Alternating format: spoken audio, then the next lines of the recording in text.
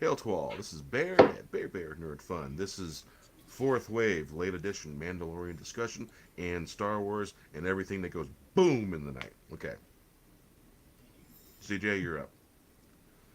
Plug your channel, my boy. I'm the CH on my channel. I talk pop culture, TV shows, rants, and more. Sometimes I get into speculation, sometimes theories.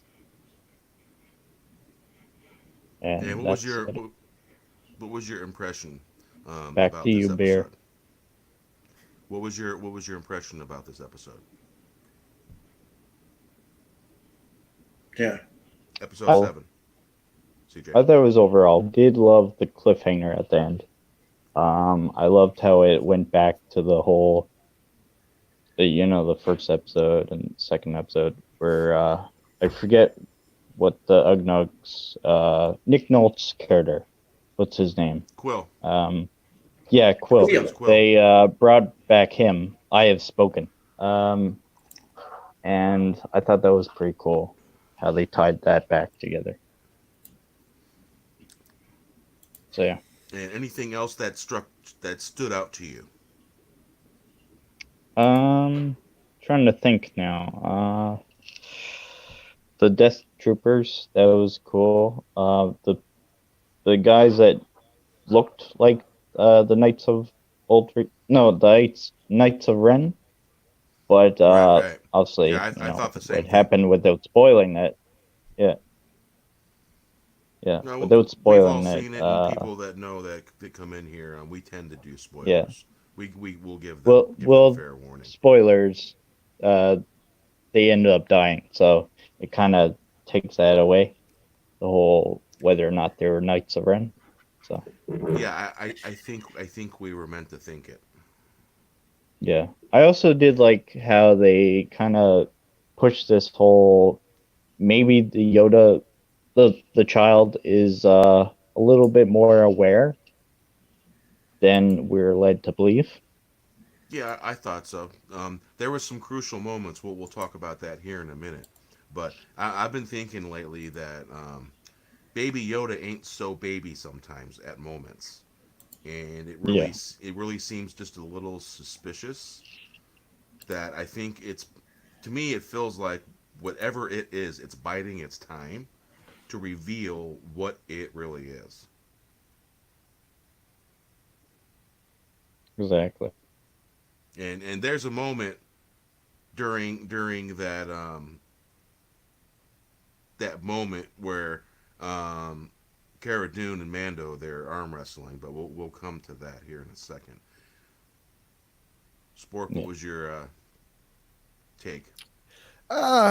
Initially, first of all, it is the best episode yet of The Mandalorian. Um, Initially, I loved everything about it initially, but as I am, and if people know me, I kind of start dissecting everything as the day goes on. It was a very good episode. Deborah Chow, I wish she was in charge of the show or at least directed every episode because she's done 2 great episodes. Um, there's some stuff that bothered me that I thought back on. Um, if the way it ended with the Nick Nolte character actually being dead, that would be awesome. I just hope they don't like in the next episode he just got injured. They need some stakes, which I feel like they gave us at the very end. I think the introduction of the big bad was the best way they could have done it by killing off the other bad.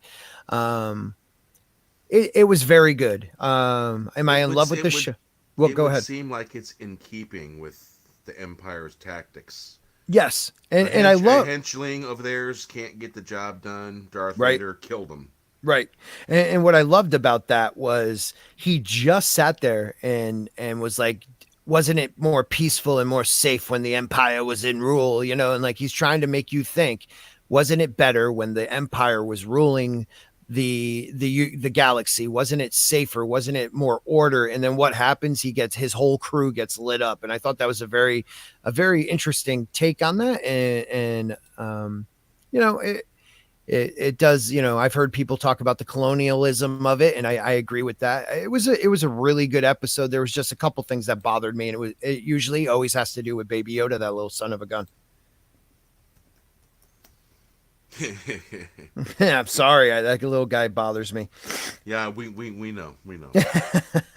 But I'm gonna have to tell you, but no, you can't eat them. Oh man, I really think it would be a delicious soup. Like a basic broth. I think he would be tasty. You got to skin him first, but have you seen what Yoda eats? Yeah, I mean, you're right. It's disgusting. I would still try it. There are many cultures here that eat weird looking soups that taste delicious, so I would try it. Hey, you get bonus frog legs out of it. That's what I'm thinking, man. It's like a turducken.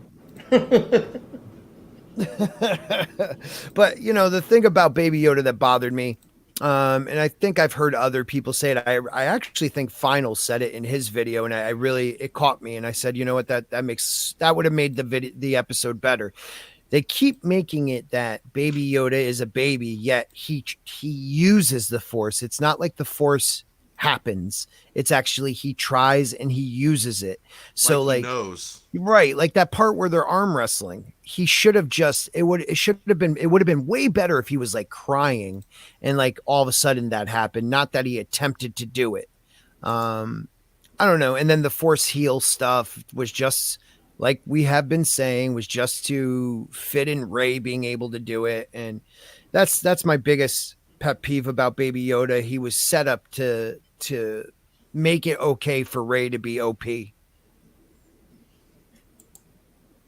Yeah. Yeah, man, that's my feelings on it. I mean, we could break it down even more from start to finish, but I truly what's the ginormous thing that stuck out to you? Okay, so ginormous. One thing that stuck out to me is where was the droid? Where was the droid that he reprogrammed?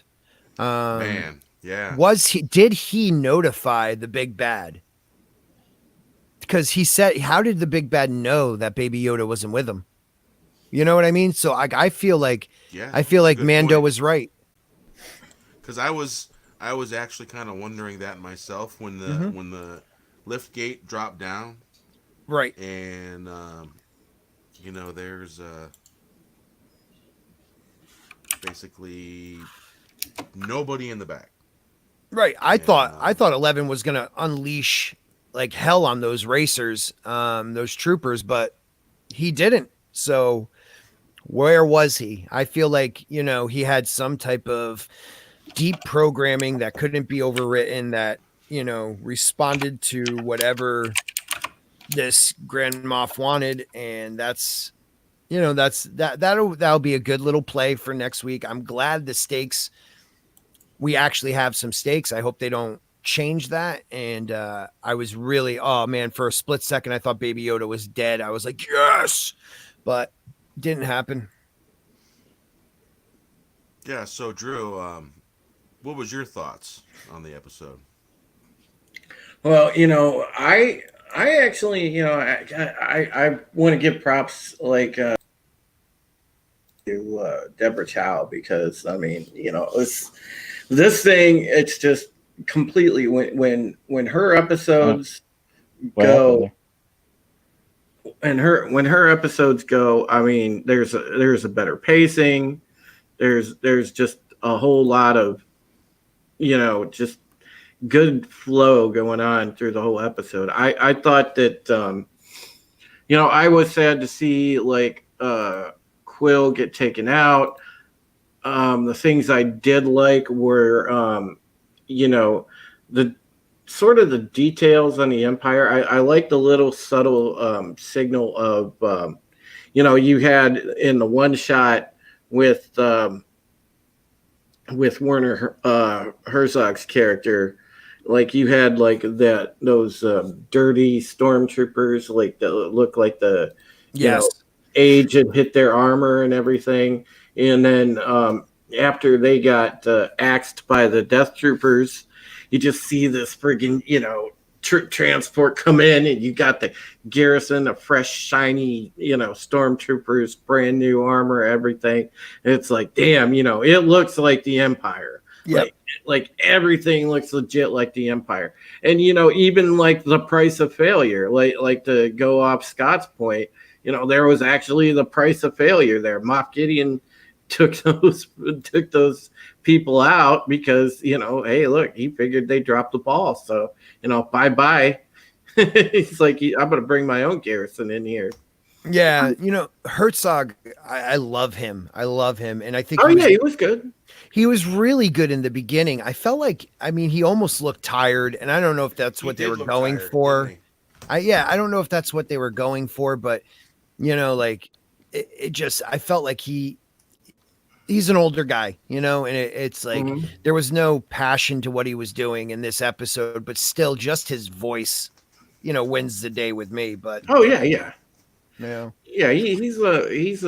a really solid actor. You get that with like those veteran actors, man. They can just nail it like that. But yeah, he was good, but you kind of tell the little subtle thing where he was set to go out, and the big set piece, obviously, the big bad is going to be Gideon, so they had to like transition to that. But it was awesome. I like how they did it. People that are fans of the Empire that enjoy Imperial stuff throughout all the Star Wars properties, they're going to be happy about that because it looks great. And that TIE fighter landing was dope.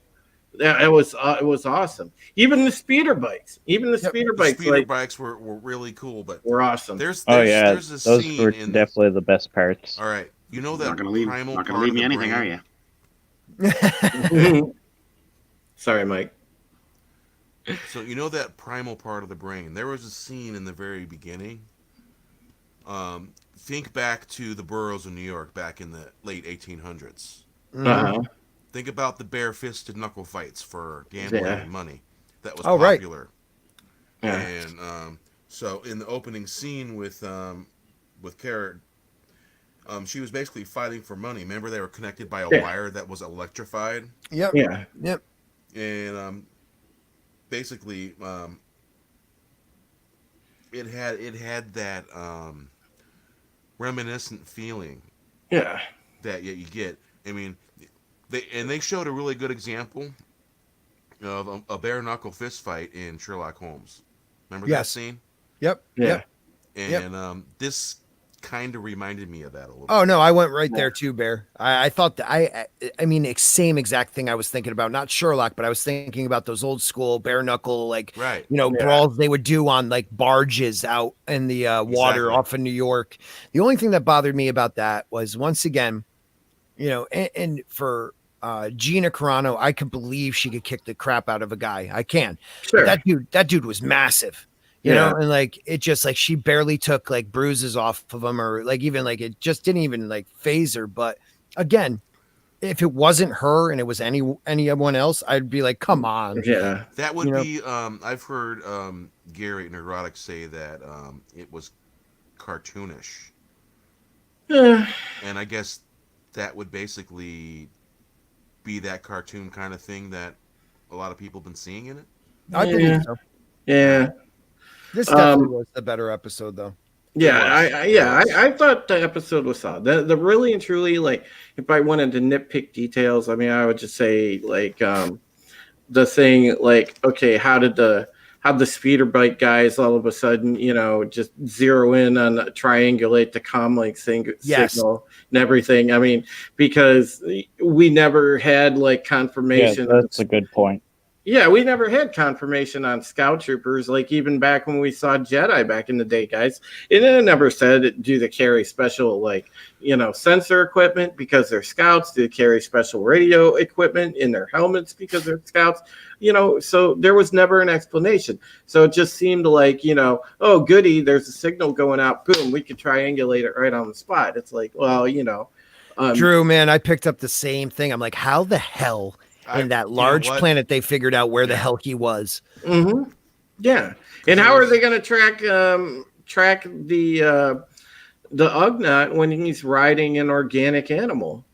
Right. You know, Right. I mean, they're not tracking something that has emissions, but apparently they can just lock on and triangulate that comm signal within like seconds. But you know, I mean, so that was a little bit of a far-fetched step, but that, I mean, it was minor.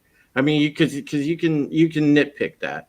As far as the Baby Yoda using the Force, I mean, I can go either way with it. Let's hold up on that. What do you think? Do you think Krieg was really desperate?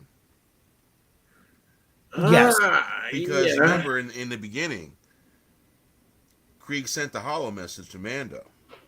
Yeah. And Krieg wants the client dead, which is the actor Herzog that plays him. Yeah. Yeah, So no, I'm with. He was desperate there. He was desperate to catch the Mandalorian. He was desperate to turn him into him and the baby. He was desperate for that.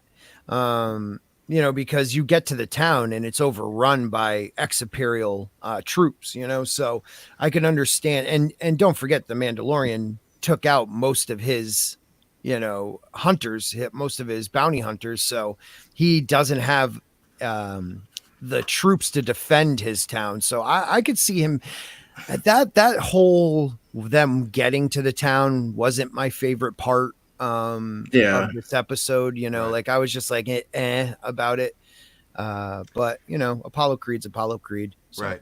Did you guys I want to hear Mike's view on the episode. Hold on, CJ. Okay, hold on a minute. During that scene where they met on the planet for the first time, and when they why did Krieg have to explain that they brought security? Did you catch that? Yeah, it wasn't needed. It's like he narrated the scene. It felt like a narration instead of a dialogue between characters. And I found it funny that he had to announce. No, I think that's a very tender and delicate situation where two professionals who have had a very solid relationship have been very shaken in their relationship, and instead of meeting each other and blasting each other to pieces, I think that this is his diplomatic way of, I mean, the last time they saw each other, it wasn't good. Right. So the fact that he's saying it looks like we both brought security details, I don't think he meant personal security for him and personal security for the Mandalorian. I think what he means is it looks like we both covered our bases and we brought troops with us for what we're going to do. So that's good. I think that he was trying to use a little bit of exposition to calm down the situation in case there was any leftover hard feelings from the last. You know, how does the Mandalorian know that it's not a trap? He must assume that it's a trap. Yep. And so therefore, I think he's just trying to put him at ease, I think is what it was. Very touchy situation. Mm-hmm. So would you, KCJ, you had something you wanted to say.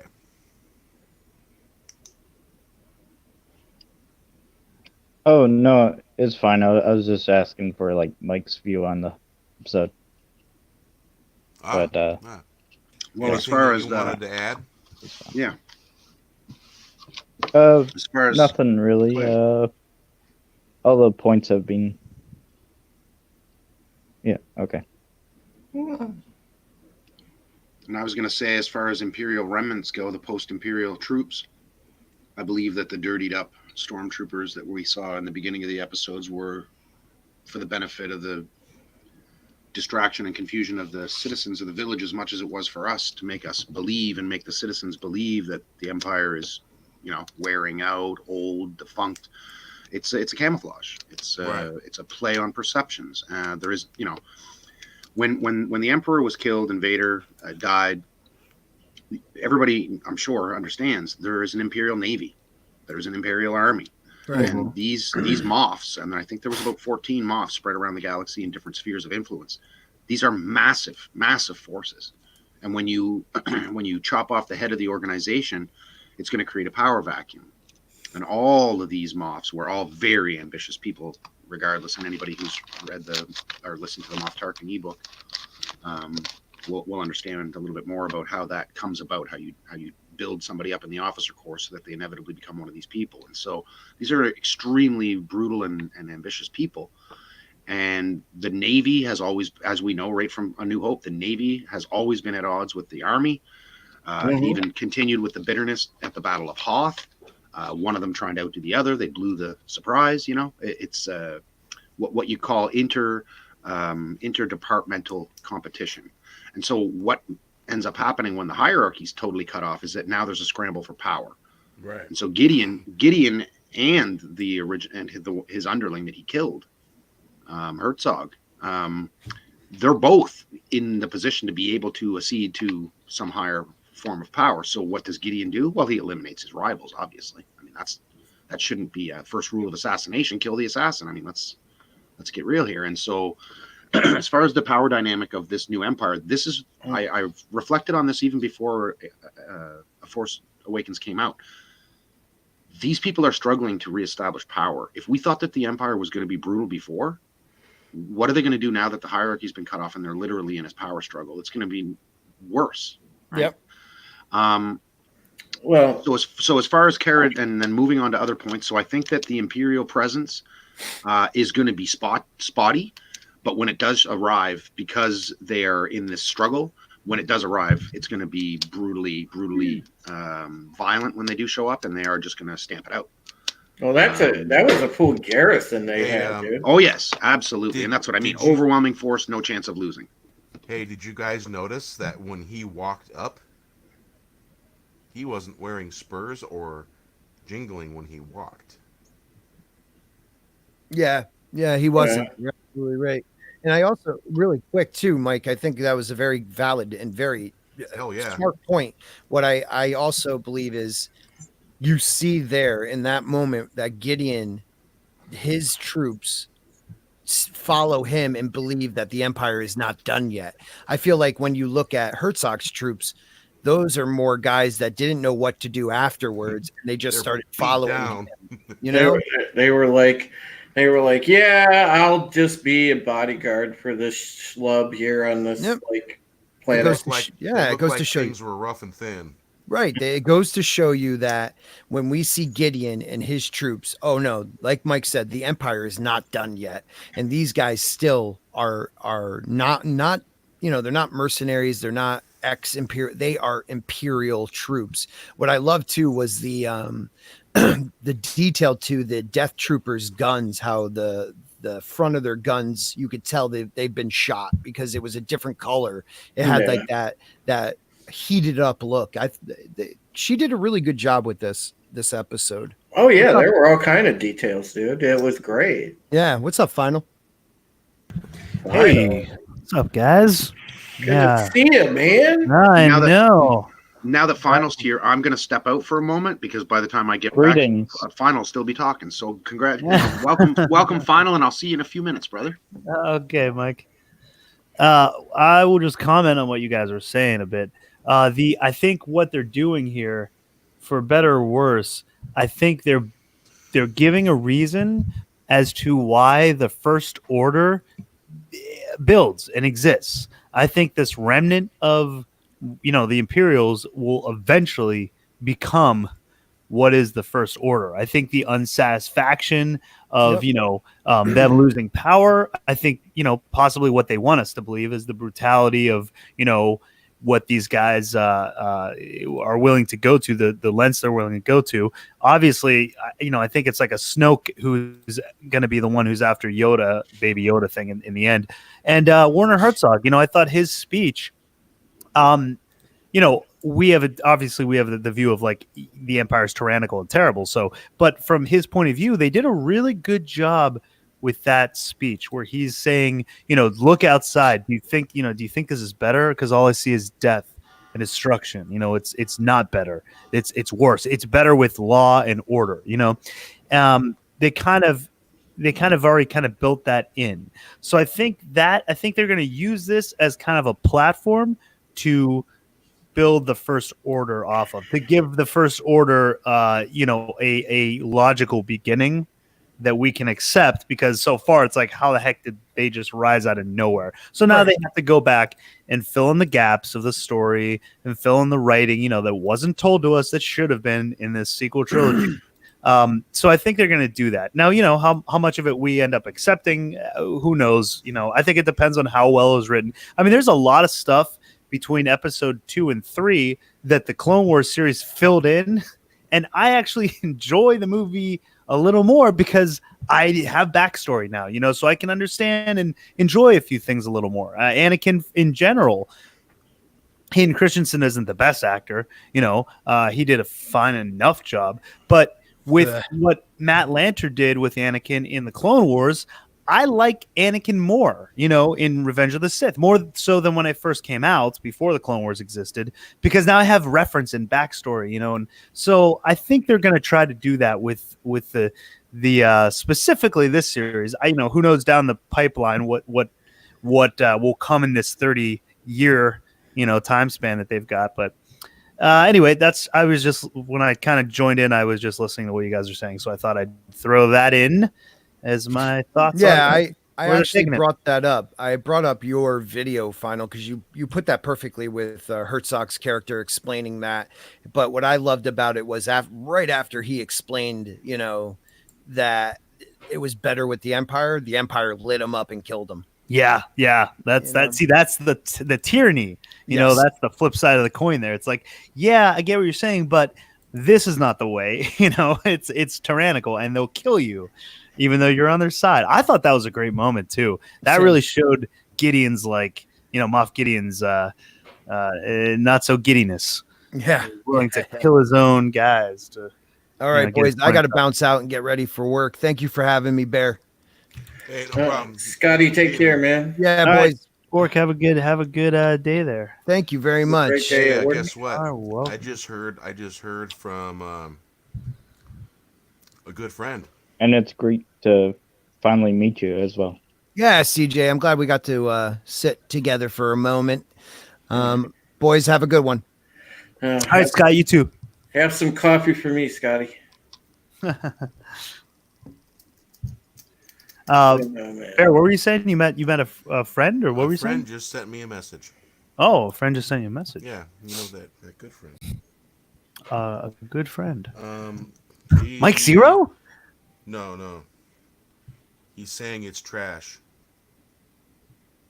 He's saying it's trash. Yep. Oh, the movie, he saw it? Yep. Where's he located? I'm not sure. Like in America? He said it was all over the place. Member berries. Mm-hmm. Member berries were all That's what they're saying. It's 9 plot lines in one. Also, what's up, Drew? What's up, CJH? No, nothing, man. I'm just what are you doing? I'm just chilling here, literally. Cold? Yeah.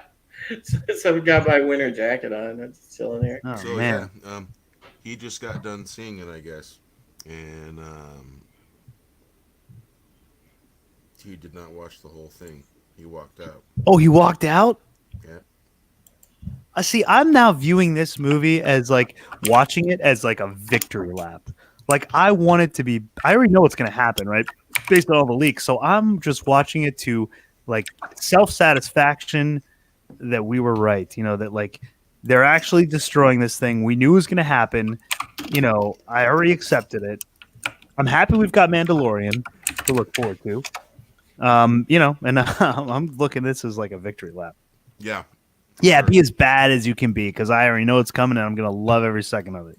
I mean, it's already destroyed. There's no hope. I lost hope for the sequel trilogy. So I will now just enjoy the destruction of how what they've done to it. But, I've got hope now for Mandalorian and Obi-Wan, because freaking Deborah Chow is amazing. So, there's still hope there. It's just not in this sequel trilogy. So I will enjoy watching it burn. Oh, I think a lot of us will. For sure. Oh.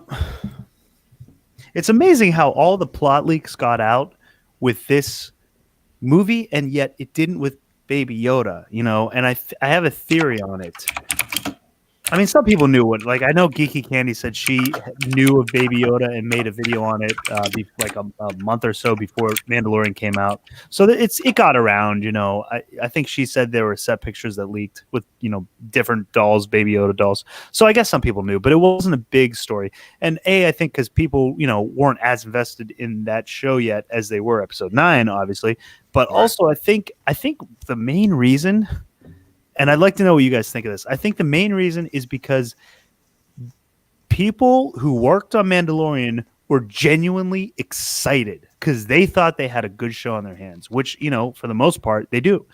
I think people who worked on Episode 9 knew that this was a shit show. It was bad. It wasn't going well, and they were aware of what, you know, the Fandom Menace were saying, critics were saying. So I think they were intentionally leaking stuff to be like, "Hey, yeah, you're right. It's terrible. I'm working on it. It's bad." And I think that's why leaks got out when they didn't get out with Mandalorian, because people were excited and hopeful about Mandalorian. What do you guys think of that? Yeah, I think it's on the money, man. I think there's definitely some I agree. disgruntlement going on. Someone's disgruntled, or there's a whole bunch of someone's that's disgruntled. Yeah, I feel like that's the case too. I'm gonna pull up Reddit. I don't know. I mean, The Mandalorian is the only thing that we have final that's close to somewhat coherent Star Wars. Yeah, we've got Clone Wars season 8 coming out next year. We got that too. Yeah, looking forward to that. And they've already greenlit. They're already filming season 2 of Mandalorian, so that's good. And we've got Obi-Wan at some point. Yeah. So, you know, there are things. There is a light at the end of the tunnel. You know, as dim as it may be, it you know, it's starting to shine a little brighter. Yeah, it is. We'll see if it fades.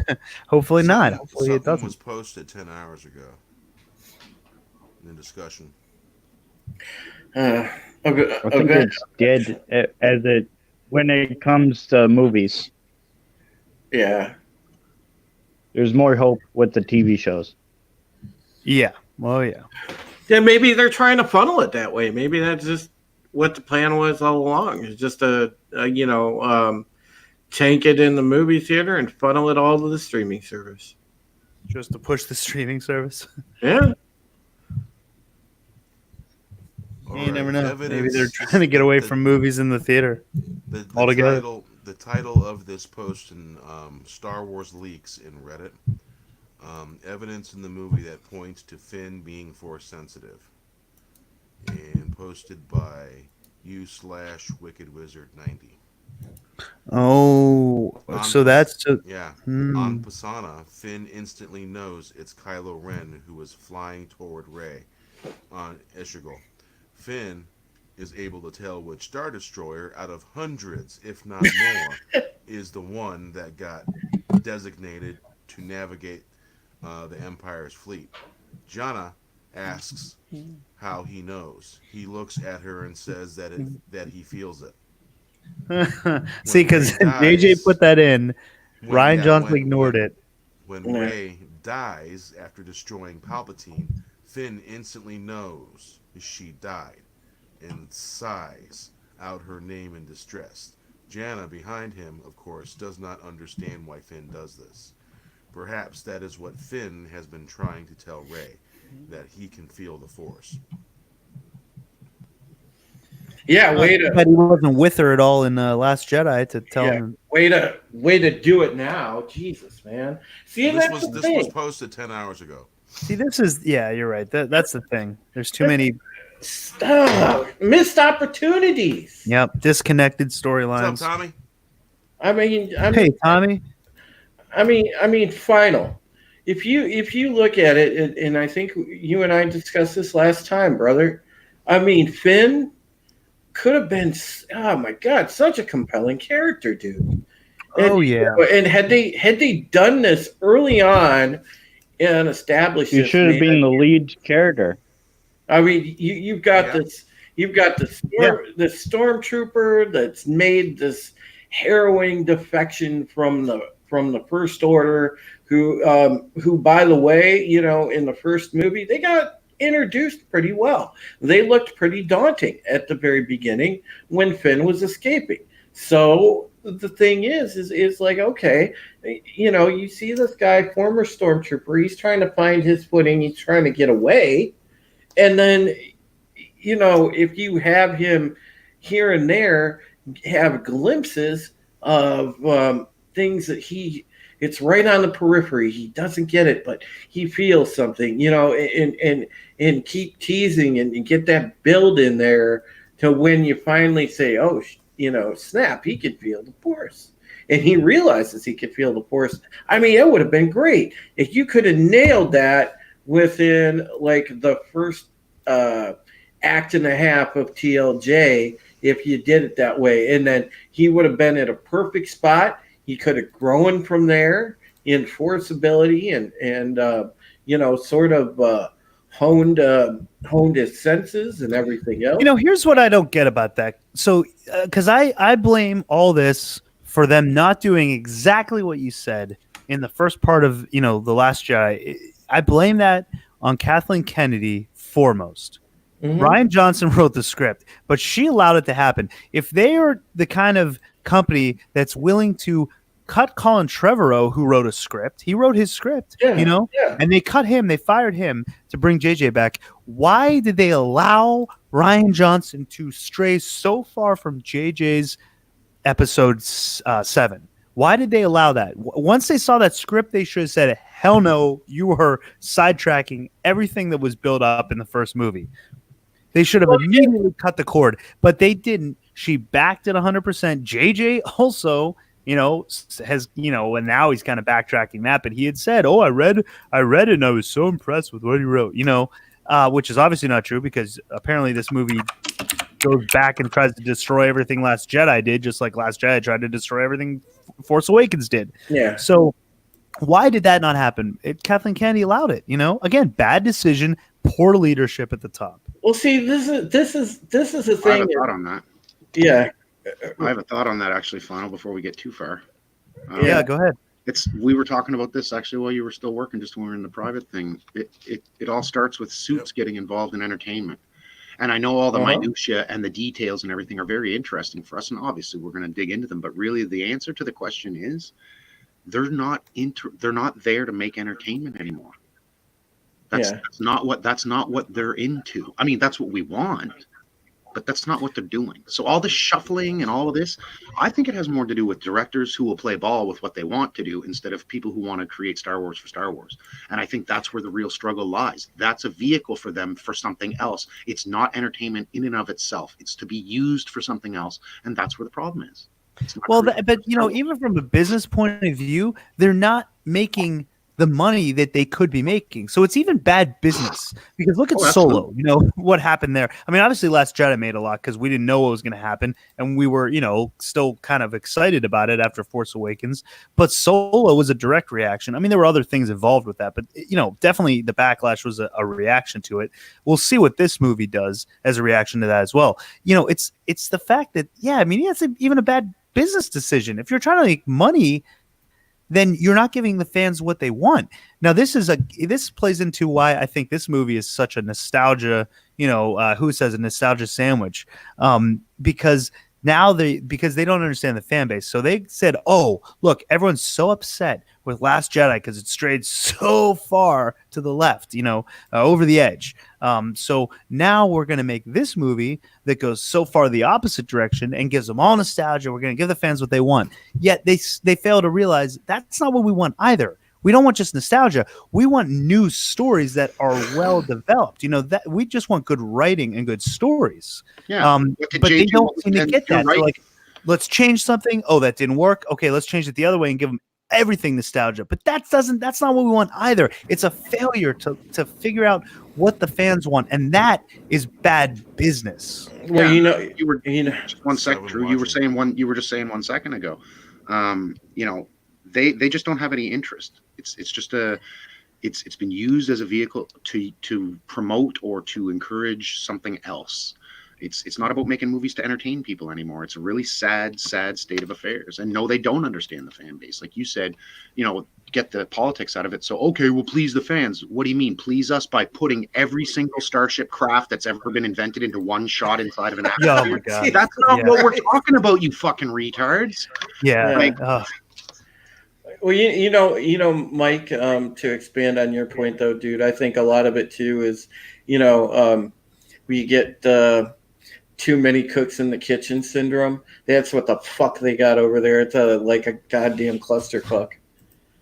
Yeah, I mean it's true. I think and I think like to that point, that's why we've got Kathleen Kennedy saying no more trilogies, we're done. And then 2 days later, Bob Iger says, not so fast. We're not done with trilogies. It's like too many cooks. Like who are we listening to? Who's got the final? I mean, obviously Iger should have the final say, but there's such a disconnect. Too many cooks, and they can't agree on the recipe.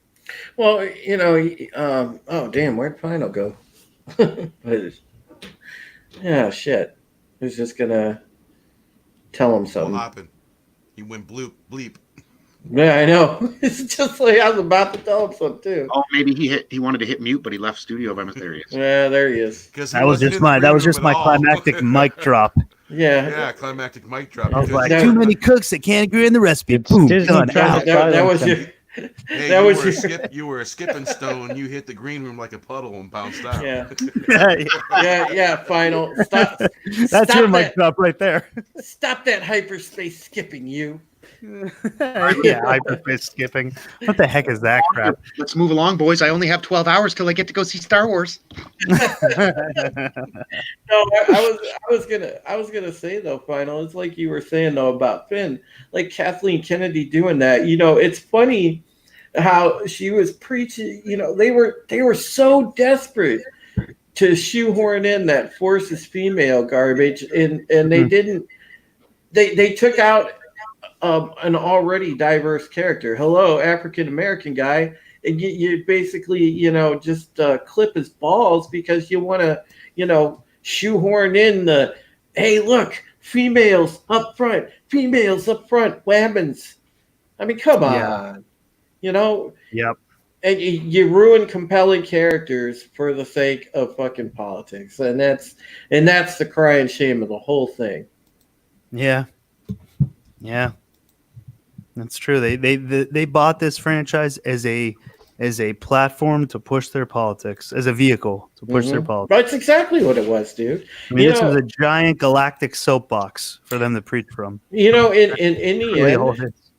the end, it's all because they feared in the back of their minds. This whole thing started from this culture of fear of Twitter mob syndrome. They wanted to be on the right side of the fucking Twitter mob, so nobody came after them and said, oh, shame on you. You don't include people, blah, blah, blah. They just wanted to avoid that shit show altogether. So what did they do? From minute one, they pandered, all because they were scared to lose a fucking dollar. And look what it cost them. They lost a lot of dollars. Oh, they lost half a fandom, more than half a fandom. Yep. They lost a franchise. Which is, you're right. Which turns out to be a lot of dollars. But here, I think there's a fight right now. And Stephen has said this, too, at the heart of Lucasfilm. And I think it's becoming more evident now with like the Mandalorian, because you've got like the Filoni, the Favroni crew that Filoni was under George. So he has that, like, I think he's got the heart and desire for Star Wars that George gave to him. And then you've got, like the Lucasfilm old school loyalists. And then you've got the KK crowd who are just, trying to push their agendas and use this as a platform to, politicize everything and make everything trendy. And I think there's a war going on right now. Yeah, there is to a degree. But it's like I said, dude, a lot of Hollywood, okay, and I've talked to Script Doctor about this, a lot of fucking Hollywood, a lot of these people are fake SJWs. They say, yeah, I'm all for diversity, this and that, but a lot of these higher ups in these production companies and everything else. Hey, Chris, do you want on? All they're scared of is Backlash. They want to be on the right side and out in front of Backlash. They don't want Twitter mobs coming after them. But oh boy, it's guess what? In this case, it's too late for that because this Twitter mob won. Yeah. Hey, Yeah. I'm gonna send Christy a link. Oh, absolutely, man. Cool. Christy's a dog. Get her on here.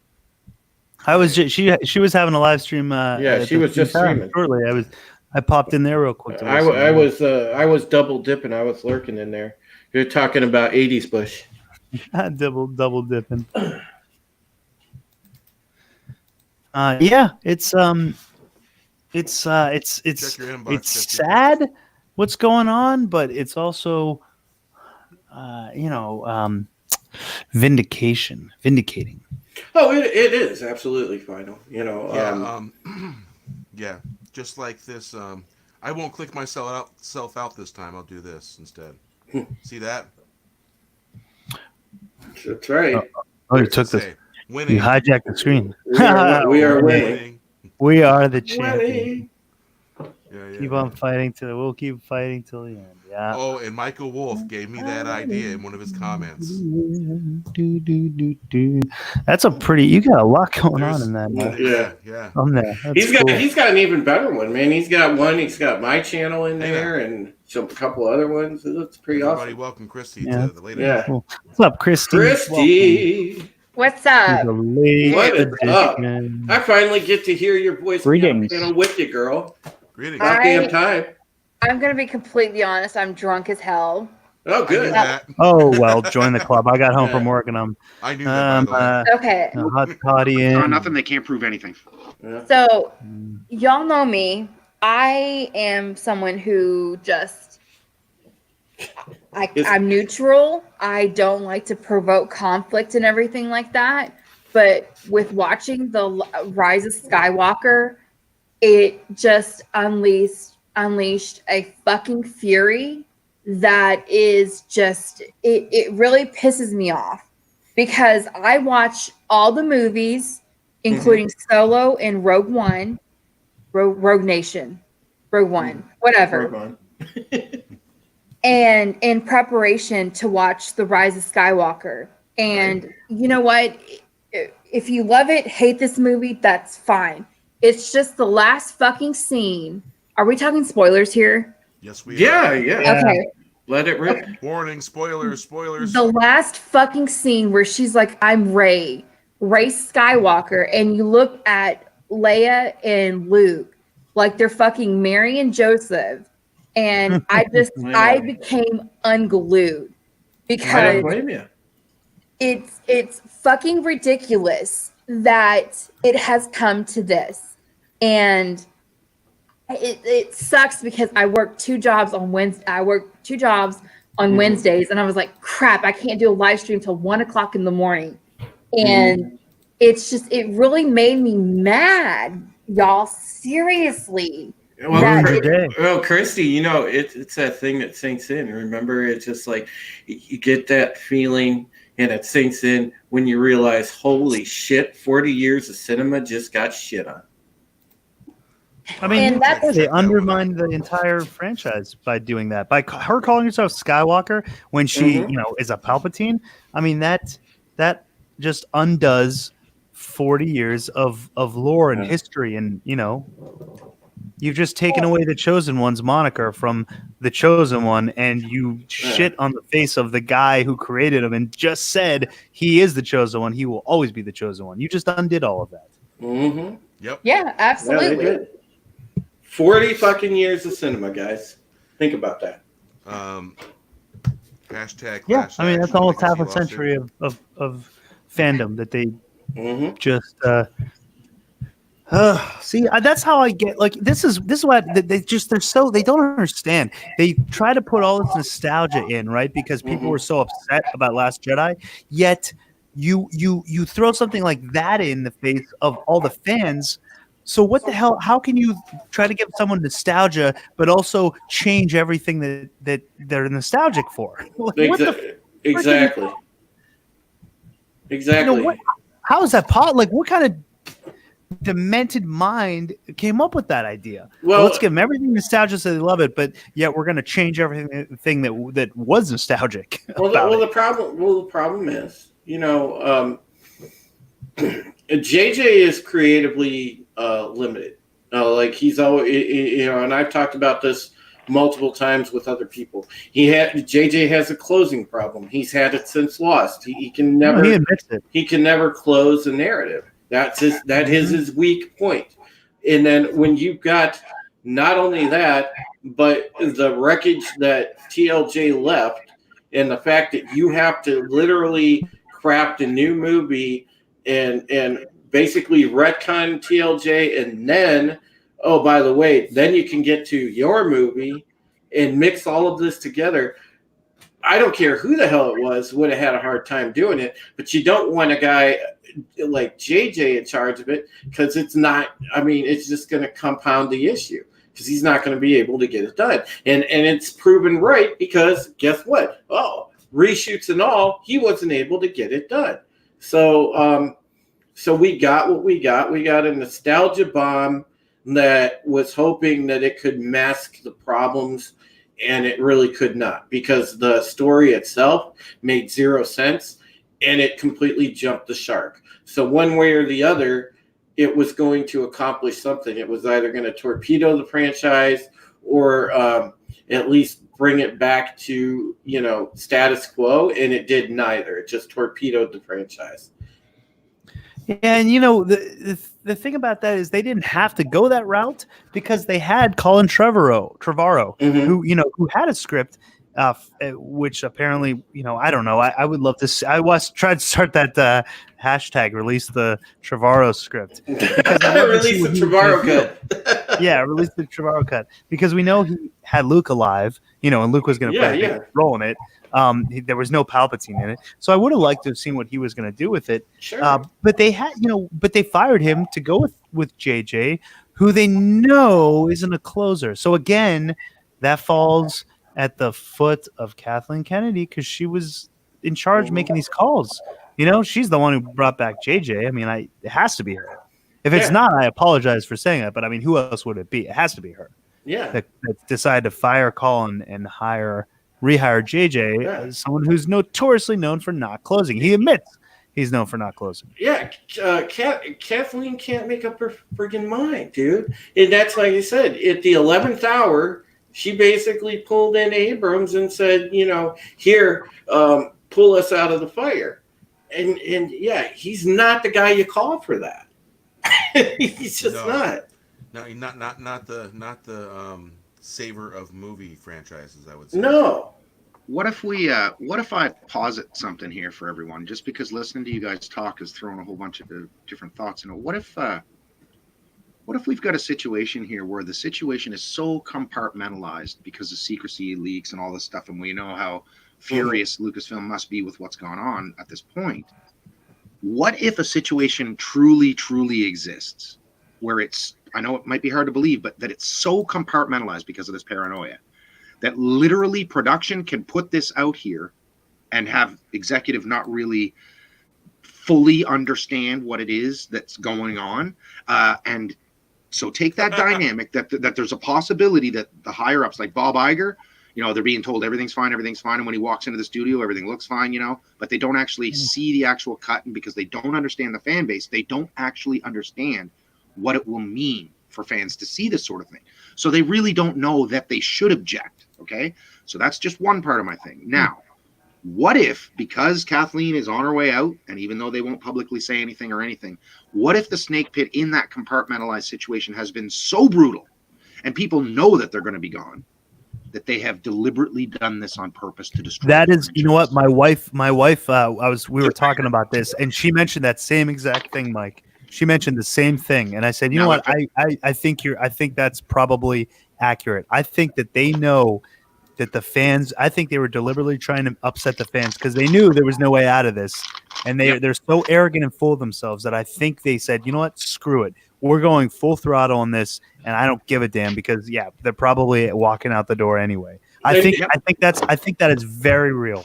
And don't, because you think about it in real jobs, guys. If there's kind of a toxic situation at work, and you know you're walking out anyway, I mean, you're going to throw up your hands and say, "Why the fuck here? I'm out in a few days, you know, or in a few months."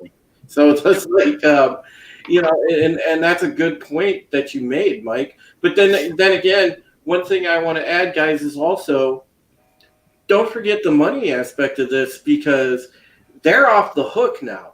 This shit's all out of the way.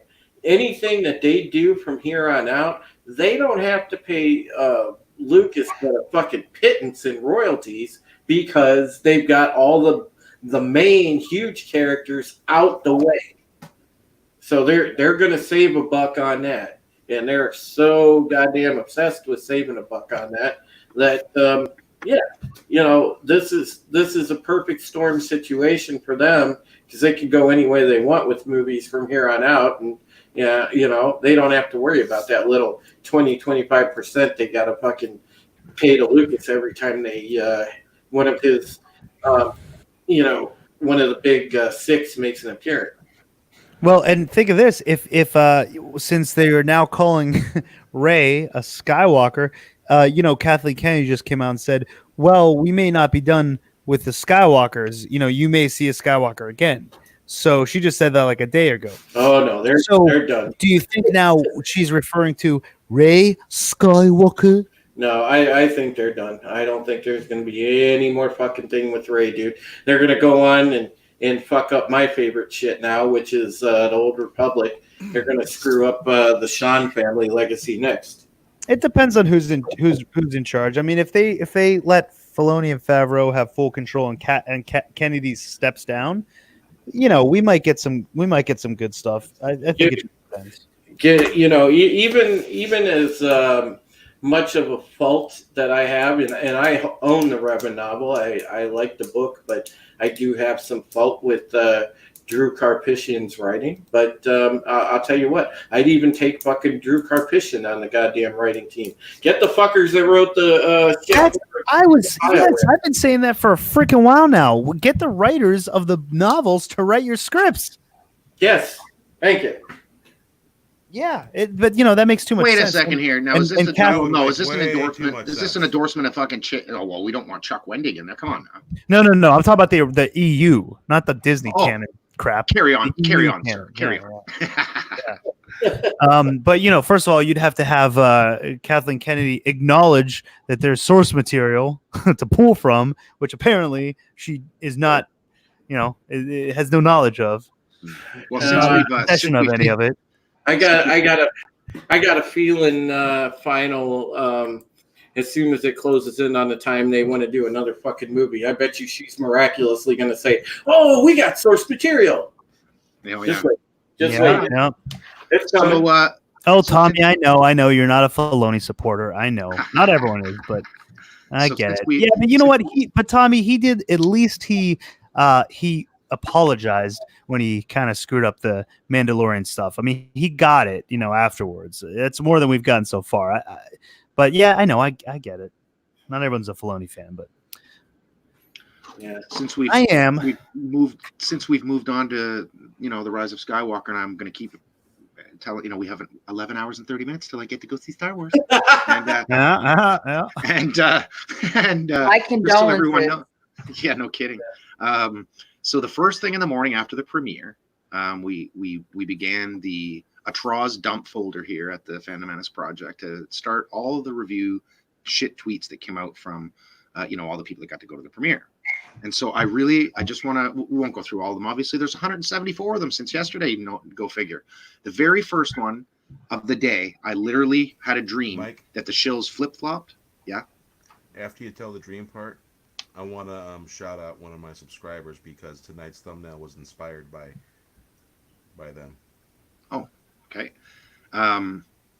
So I had a bad dream that the shills had all flipped on Disney Lucasfilm, and then I woke up and it was true.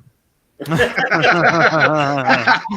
I'm not kidding. And I'm not kidding. I'm not making a joke. I literally had that dream, and when I'm groggily getting my coffee and sitting down here to join, and Bear was on because he had a yard up, and I was like, "Oh man, what's going on here?" And I turned on Twitter, and I swear to God, from the chat, And so this will be a shout out to Chad. Chad made the first dump into the Troz dump for tweets, the shit tweets in the dump. So here it is. Holy shit. Hashtag the Rise of Skywalker is so damn bad, even Supreme Lord of the Shills, Scott Ubershill Mendelson, the man that has spent 2 years mocking the fandom and selling his bunghole for The Last Jedi, hated it. The Phantom Menace has won. And Scott Mendelson's tweet, that was his reply. The tweet that Scott had made was, at worst, I expected hashtag Skywalker to be a well-made movie that I didn't like, or whose story choices I disagreed with. I was not expecting a genuinely bad movie with video game plotting, thin characters, weak action, and endless exposition of no consequence. Heartbreaking. Oh, Scotty. Yeah. Bear, share my screen real quick. Share that, because I think I'm going to do a video on this maybe tomorrow. This is Scott Mendelson's article from Forbes, and this is Scott Mendelson right here. Rise of Skywalker, the worst Star Wars movie ever. So he wrote this is for Forbes.com. So he's going now. I've kind of skimmed it, and he, it's not full on. I mean, he kind of doesn't like it for other reasons. Do we get to call them man babies now? Yeah, right. I know. They're becoming the man babies.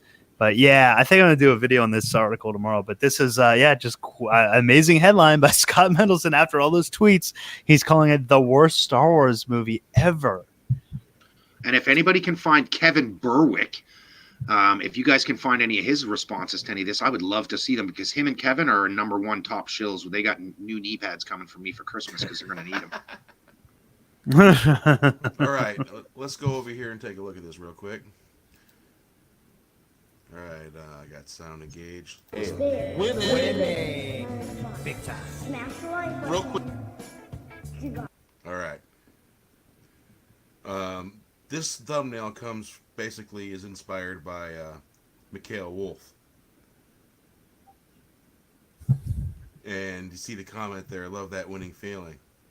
So, see the thumbnail? It's a play on the song. Love that winning feeling. Whoa, that winning feeling. Oh, yeah. Bring back that loving feeling. That's good. The Fandom Menace. Whoa. Yeah. Bring back that loving feeling. From the Fandom Menace. Menace. The first steps to that, I think, have been achieved with Mandalorian. The first steps of starting to bring back some of that feeling, that loving feeling. Yeah, I mean, honestly, I don't know if we'd be getting shows like this if it weren't for, the Fandom Menace really stepping up and speaking out and voicing our opinions. I think we really can take a little bit of credit for this. Yeah, well, we're hitting them on every side. We're hitting them on the print side. We're hitting them on the YouTube side. There's believe it or not, fucking people on Twitch that are Fandom Menace supporters. I mean, there's people all over the place, and they're hammering on each end. Oh, so they gotta listen and listen to this deliciousness from our other one of Scotty's little buddies, Scotty and Kevin's little friend Brian Young. Brian Young said yesterday morning, "We'll be decoding and debating meanings for a while, and while I think JJ did a fine job, I wonder how someone who paid more attention to the lore than JJ seems to would have done it." Boy, Brian, what are you doing? Saying that for quite a while, Brian. You're the script, Brian. You're stealing texts. Yeah, you're stealing our stuff. We should sue him for plagiarism. Do you want to hear what Godfather Cecil had to say? He was at the premiere, apparently. Cecil says, "Just get out of Rise of Skywalker. Star Wars: The Rise of Skywalker is a triumph of female spirit. It made me wish I had a pussy and a lightsaber. Hail Rey! Hail Rey! The Rise of Skywalker." What amazes me is someone like myself would be the target audience in regards to this movie. Sure. And I have already, I know of the lore with the EU and everything, but I wanted to, when I did a review or a rant or whatever you want to call it, I wanted to watch all the movies again just to get perspective. And when you have someone like me bitching and complaining about it, you're not winning. You're not doing anything other than proving a fucking point. That Yep. That's right. Yeah. that Yep. as someone I don't want to say I'm biased, but as someone as myself who likes the Star Wars movies, but at the end of the day, I mean, if it makes money, if it doesn't make money, it's not going to hurt my bottom line because as I like to say, my favorite pirate is Captain Morgan. Good grief. My favorite pirate is Johnny Depp's God, what the hell is his name? Jack Sparrow. Jack Sparrow. There you go. He's my favorite pirate. If y'all get my meaning as far as with the Rise of Skywalker. I got your meaning. Okay. And I bought a ticket. I really wanted to be, I didn't want to be that person who made a video and complained about this without seeing the movie because I think that's disingenuous. But the leaks have been true for months. That's the thing. Like 4, 5, 6 months ago, I've already known about these leaks. And you're not doing me any service by not disproving that they're not true. All this does is with the videos and anybody that is done is just reiterate what a shit movie this is, in my opinion. And I always like to say, if you like this movie, that's fine, but there's no continuity to it. And to me, am I alone in that feeling? Because between 7, 8, and 9, it's like so combobulated that it's like there's 4 or 5 different storylines going on. Yeah, that's what they've been saying. I mean, I'll wait to really weigh in tomorrow, but I mean, just based on the leaks, I kind of know the plot already. And and based on the reviews, that people have been saying, there's like 9 different storylines that they're trying to deal with and wrap up in one movie. Matt said this from the get-go, that how can you in 3 hours, and I don't, Christy, how long is it? Is it like 2:45 or something? It's almost 2 hours. It's almost 3 hours. I would, like you said, about 2:40 and some change. Yeah. But it really is a long movie, and it's boring as hell to me. Yeah, I mean, the reviews are saying the first half of it's too much exposition, But even in 3 hours, even if it were 3 hours, there's no way to wrap up, to fix everything from Last Jedi in whatever way they could possibly do it, to wrap up the storyline of the sequel trilogy and wrap up 40 years of, movies. You can't do that in 3 hours. It's too big of a task. You would have needed to at least 2 movies, I think, to properly tell this story. Yeah. And, they they just didn't want to do that. And I was all for, with The Force Awakens, if you wanted to kill Rey. Well, I wish. But if you wanted to kill Leia, Han, Luke, or something like that, I was okay with that. This deals with the future. Now, that's just me thinking about, you have in the prequels, you have the original trilogy. I wanted something different. Mm-hmm. But when you see Luke throw his freaking lightsaber over his shoulder, and the reason why I hesitate, guys, is because earlier on my stream, I said lifesaver instead of lightsaber. So I had and it's like he's like go away and stuff like that. Because when I saw those memes without seeing The Last Jedi, I thought that was a freaking trick when he's like, go away. And it was true. It took me 2 days to watch The Last Jedi on Netflix. And even watching it the first time, I thought, okay, well, this is ridiculous. But it's obviously he's going to turn around. It's a reason he's going to come around, And then when all that happens is he comes around as like a force projection, I was like, what the fuck? There was no justification and no payoff for it. It was just shit. The whole thing, the whole character was just terrible. It was shit.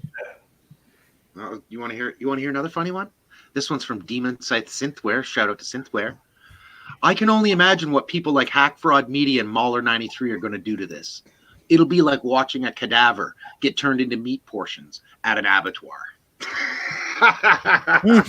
Can you remember his original Force Awakens review? Oh my God, it's glorious. I watched it again the other day. And of course, here's the best one. I'm going to do like a top 10 of the best ones, but I'm still collecting them because the really juicy ones are still coming in. But so far in the last 24 hours, this one here is by far the most glorious shit tweet in regards to Troz that I've found so far. And it comes from Emma Stefanski. She's a check mark. And she says, watching The Rise of Skywalker is like telling an acquaintance that you ate potato salad once and that you enjoyed it. And then having that acquaintance break into your home in the middle of the night, tie you down to a chair, and mash potato salad into your face and eyes for 2.5 hours. That's the best one I found yet. Wow, that's who wrote that? That would be Emma Stefanski at Stefan Stefabski at. Anyways, she's a blue check mark and she has, Wow, that's a good yeah. graphic. Yeah. I mean, it's just because you mentioned that you liked potato salad once. You just mentioned it, and then all of a sudden, in the middle of the night, wham!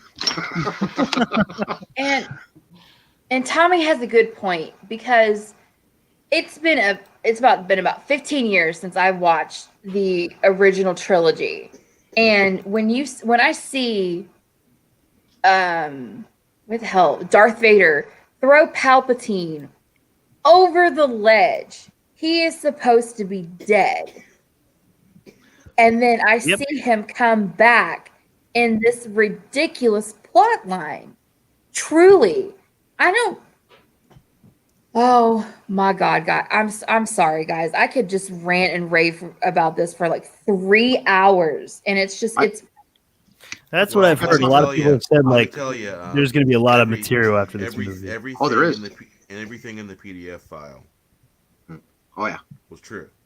It's all, the leaks are all true. Everything that they changed their mind on. I do have something that might make you feel a little better, Kristen. Okay. This is coming from a Raylo Queen from Rizzy F. Kylo. Rylos only know one thing, and this is her response after seeing some of the leaks and the news that, someone might be dead. She's fuck Ray and fuck Raylo. JJ really killed off his most popular Star Wars character for that. To add insult to injury, did it by replacing him. Fuck Ray, that lame ass Mary Sue, and fuck all you guys. You got what you wanted, you Fandom Menace assholes. Wait, what? And oh yeah, JJ, fuck Ray and fuck Raylo. JJ really killed off his most popular Star Wars character for this. Oh, it's a tweet. To add insult to injury. To add insult to injury, he did it by replacing. And this is brilliant because what's happening here is Raylos are calling Ray a Mary Sue now. Yes. Oh, wow. how the tables have turned. Oh, and that should make you feel better, Christy. That should make you feel better a little bit. They're calling her a Mary Sue now. That is hilarious. I mean, seriously. I will be completely honest. Y'all know me. I am a moderator on a lot of fucking channels. Oh yeah. And I try to keep neutral with the whole Fandom Menace, Fandom Alliance, Fandom Collective, and stuff like that. But it's like, this reminds me of Game of Thrones all over again. And I don't mean Game of Thrones season 8. I mean just the bullshit, the spoilers that you read online. But it's one thing to read them, but then when you actually see it and it's actually true, seriously, you had, oh my God, good Jesus Christ, the Latter-day Saints. Seriously. I'm gonna be excited and probably angry, but also kind of happy to watch this. Now that the reviews are out and so many of the critics are turning on them, it's almost like a victory. Like I'm watching this as a victory lap. Like the worse it gets, the better it is. That's kind of how I'm viewing it now. because Yeah, it's you know, it's like we already won. Now that the reviews are, you know, if the reviews had all been really good and it feels like, oh, they're just shilling, then I think I'd feel a lot more apprehensive and kind of be angry watching it. But now that things have turned out the way they are, I'm kind of excited to watch how bad it is, you know, because I'm emotionally out of it. So, you know, I don't know. I guess it's like the Joker from The Dark Knight. You know, you just want to watch it burn. And I mean, Ahsoka, I had watched the Clone Wars, but I was not all that into them. But then you see the credits and you see Ahsoka as basically a Force ghost. What do you actually see her though? No, you don't see her. You just hear her voice? You hear her voice. And is it Ashley Eckstein? It's not Brie Larson, right? No, it's not Brie Larson, but I don't think it's Ashley either. Oh, who the heck would it be? I don't know. Somebody had posted it on Twitter. And that's another thing. I tried to be not someone who posted all the videos and stuff on Twitter. Mm-hmm. But then some people would send it to me in DMs and stuff like that of the videos, and I would search them on YouTube or whatever. And you see the comments, people will dislike or like whatever they see, but it's the same thing. When you hear Palpatine say, I am all of the Sith, and then you hear Rey say, I am all of the Jedi, I'm like, are you fucking kidding me? Seriously, because she is not even a Skywalker, but yet everything is on her. Well, she's a Palpatine. I mean, it's family fighting family. I saw the clip. The Skywalker it's actually her voice, along with Liam Neeson. Okay. Who, Ashley Eckstein? Which voice? I don't know. It's a bunch of, even Hayden does a voice. Yeah, I know. He had a whole scene that was cut because KK wanted to take attention off of Anakin and put it on Rey. So they had filmed stuff with Hayden Christensen as a Force ghost, but they decided to cut it in favor of more Rey. There was also apparently more Luke and Palpatine stuff in it that was also cut in favor of Rey. More Rey. That doesn't do him any favors. I mean, let's be honest. This was apparently KK's decision, though, to do all this stuff. But again, I understand that with Fandom Menace and fandom and everything like that, you hear like all the male voices and the women and stuff like that. I am a woman voicing about Rey, saying she is a complete Mary Sue. I get it. If Rey had challenges, I would have been more open to her character than I have been. And I just don't see it. There is no turmoil. Well, there is kind of turmoil, but there is no, it's like super Rey Mary bitch or whatever Abu Nas says about her. And I just, I'm sorry to rant and rave and curse and everything like that, guys. What's going to happen now? Now that this is going the way it is, we're going to get like everyone on Collider, and they're all going to start, turning coat and trying to act, join the Fandom Menace because that's the winning side, and they're going to continue, to try to be popular. But they're going to become like the Fandom Menace, the popularized big channel Fandom Menace. That's what they're going to try to do now. And that's the thing. You don't necessarily have to be Fandom Menace to like or dislike something. There are plenty of things that y'all talk about that I am very indifferent to because I just don't really give a flying fuck. But I mean, it's just I invested my time on watching the other movies, and I wanted to go in this with like, okay, I know what I'm talking about. But when you watch this, I have a ticket. I am canceling my ticket or I'm giving it to somebody else. I have a 6:30 showing here in Dallas, and the seats aren't even 70% full at a 6 o'clock showing. Yep, I believe it. No, 6:30 showing. I'm sorry. Yeah, I'm going at 7:00 tonight, and I'm only spending $4.50. Well, mine's for $6 for the opening show. Mine's and for $6. The 3D IMAX at my local, like I live in a Raylo sewer pit here in my town. and so the 3D IMAX, but it is a smaller town. It's only like 127,000 people. But the first show, the 3D show, is sold out. But tomorrow night's show, same time, it's 26 seats sold. So I think everybody's coming tonight, and then it's going to be over. Anyway, this is the spirit. This is the spirit, and it was funny that I found it's Drew's famous. Hey, wait! I did Carnival music when? I'm gonna have to dip out. Check this out. It's the and I just want to remind everybody, it's 11 hours and 1 minute till I get to see Star Wars. Hey, Mike, hold on a minute. What's that, CJ? Yeah, I'm gonna have to dip out. Yeah, I'm gonna have to dip out. My phone's acting up. But yeah, it was nice talking to you guys, and yeah. Same. Thanks for coming. Bye, CJ. See you a little bit later. CJ, have a good afternoon. Bye. Happy streams. Later, CJ. But I love that little send off he gives you. Happy streams. I like that.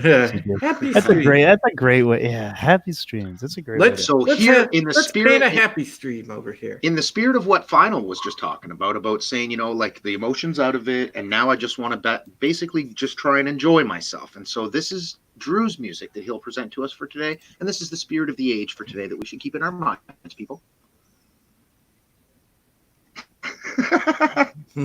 Are we supposed to hear something? Yeah. Can you enable audio? Yeah, I'm like, hear music? Silent. No, I can't hear it. Enable audio. I thought the music was playing. Yeah, you have to enable audio on the tab, Mike, when you share it. I did. I thought. Boomer. Let's do it this way then. Share entire screen. You can just hum it. Now it won't. But now it won't share. Forget it. Man. It's ruined. My joke is ruined. Ruin my jokes. Fuck you, StreamYards. Sad turn of events. Christy, you are a treasure. Yeah. But I'm just happy I'm spending under $5 to see this steaming turd because oh god, it's not even worth that. Oh, it doesn't matter anymore what this movie makes. It's not going to make as much, but it doesn't even matter because once the reviews are out and the critics are turning on it, it doesn't matter. Everyone knows it's going to be a terrible movie, and it's not going to. That's the most important thing. Well, to me at least, the money, whatever. It's Disney. They're never going to have to worry about money. But when the reviews are terrible, yeah.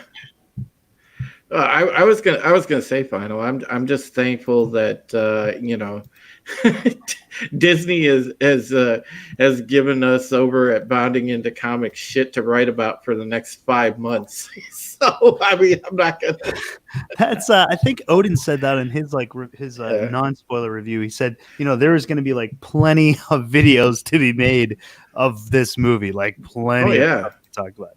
Chrissy, would you agree with that? Oh, absolutely. But I'm going to do that one live stream because I've done my bitching and complaining and everything like that because I'm over it. Yeah, I want to relish in it a little bit though. Like I said, I'm emotionally over it, but I want to relish in the fact that this is how it's going with this basically trilogy. Well, basically, Final, with all the articles I get to write, I mean, Jesus Christ, Disney's going to be paying my bills. Yeah, right. Yeah, okay with that. What's going on, fellas? No shit. Hey, what's up, Tommy? Hey, Tommy. Good to hear your voice, bro. Tommy, actually in here? Oh my goodness! And YouTube didn't remove it. Tommy, all the other chats. I've never seen you on a stream before. It's multiverse Tommy. Yeah, me neither. Yeah, this is awesome. I'm everywhere. This is the same Tommy, right? Yeah. Oh, yeah. It's super mod Tommy. Yeah, that's amazing. Yeah. Tommy guys got and myself are the king and queen of mods on YouTube. Yeah, you're the same. You're the same way, Christy. You're Well, like multiverse Christy. You're in every Chrissy, goddamn you channel. stream every now and then, right? I stream out every now and then, but Yeah. I mean, I just do it for fun. And what's great about it is I make no money from doing this. I make no money yet. Yeah. Oh, you will. But it's just fun to do this and connect with people. I had no idea we're out there. Mm-hmm. You and Tommy should start Patreon accounts. I mean, if you wanted to, because I think you would have a lot of people that would, donate to you guys. Because I mean, my God, you guys are everywhere. Yeah, but yeah. I can't believe we've got Tommy and Chrissy. This is crazy. Both in this stream. Yeah, totally, Spork. Yeah. So Tommy, take over the floor. They put away. I'm gonna mute my mic. They put away their tools. They put away the wrenches.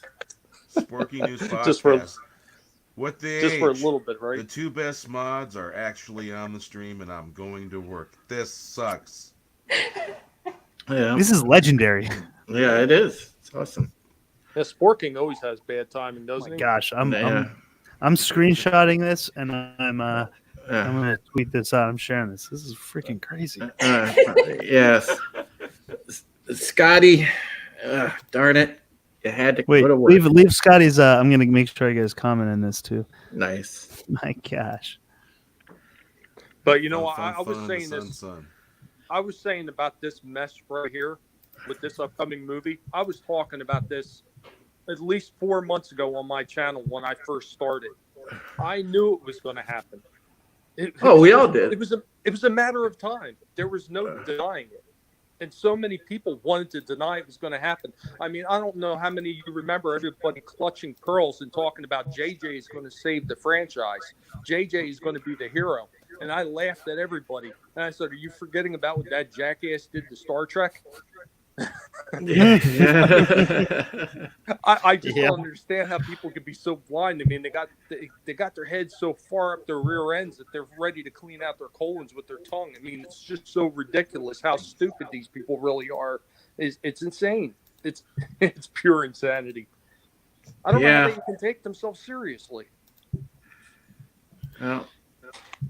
Yeah, I mean that's 100% correct, and you're right. Everyone should have known from Star Trek, especially the second one, what we were in for with Star Wars, and I think a lot of people are way more optimistic than we should have been. I think a lot of people were like overly optimistic about the Force Awakens too, because when I first seen that, being somebody who was big into the EU. I watched all the movies when I was a kid. I went to see Star Trek, the first one in '78, with my dad like 8 or 9 times. So, I mean, I was there from the beginning. And I read all the books. I played most of the games. I mean, I was immersed in it. And when I watched The Force Awakens, everybody else was talking about how great it was. I left the theater confused because I remembered about the EU. I remembered about Darth Caedus, Ben Skywalker, Jaina Solo. I remembered all that stuff. And that's where I thought they were going with it. And it went somewhere completely different where they ripped off those characters and took it in a new direction that made no sense canonically to anything that came before it. And everybody was fine with it. They were like, oh, this is great. This is like Roses from Heavens. And I'm looking at it thinking, this is a turd. And nobody else seen it. Yeah. Oh yeah. I have a friend of mine. He's into it. Matter of fact, he's got his tickets to go, and he's a huge Star Wars fan too. And he loved The Force Awakens. He thought The Last Jedi was bad, but he was still ready to give this one a go because he thought it was going to be great too. And he just told me that he was watching some guy named Jeremy Johns. Oh, yeah. Jeremy Johns, Jeremy Johns, yeah, he's good. And Jeremy Johns was saying, "Oh, this movie is nothing but fan service." And I'm telling my friend, I'm like, what did he mean by fan service? And I didn't want to say it because I didn't want to spoil the movie for him, but I'm thinking in my head, what is it, fan service for Raylos? Who is this really fan service for? Because all the leaks that I've seen and all the footage that was released, that's what it looks like to me. It looks like Raylo service.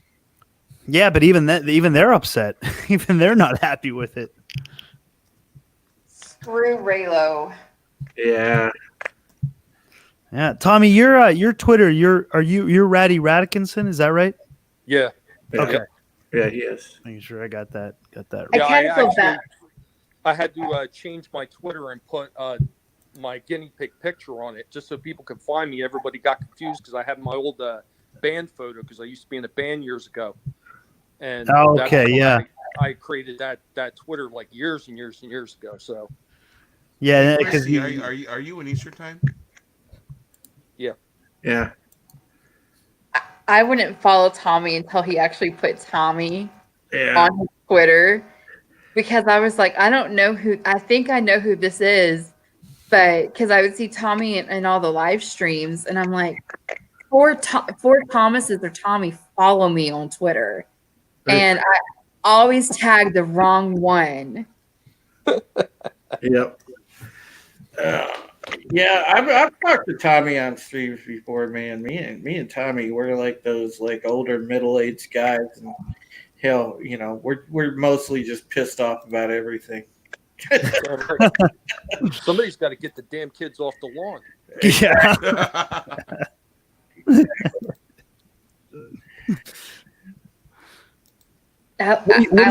What do you guys think of? Well, I kind of probably already know the answers, but have you guys watched the Mandalorian, the Chapter 7, the recent one? Nope. I was just going to ask that, Tommy. Did you watch the episode 7? We could get your thoughts on that. I haven't watched any of it. I refuse to. I hate Disney so much. I will not watch a damn thing they put out. God damn, Tommy. Yeah, that's what I thought you were gonna say. Baby. I can't argue with that. I respect that. I get it. I thought I was Here, good. look, Holy I asked for Christ. his thoughts and he gave them to me. That's good. I'll give you an example of how I can hold a grudge. Oh, so this was like over 15 years ago or more. There was articles released about Hershey and how Hershey was bringing in foreign exchange students. And they were basically bringing them over saying, hey, you could work for us and then you can go to school and we're going to give you a place to live. So these foreign exchange students thinking, oh, great, this is an awesome deal. I'm going to get money for working. I'm going to get a place to stay and I can go to school in the United States for a while. Well, Hershey didn't tell them that the fine line says that they had to pay for the board that they were giving them. So they had to pay for all the room and the board. So in the end, they wound up owing Hershey money. And then Hershey was talking about they were going to take all their facilities and they're going to move them all to Mexico.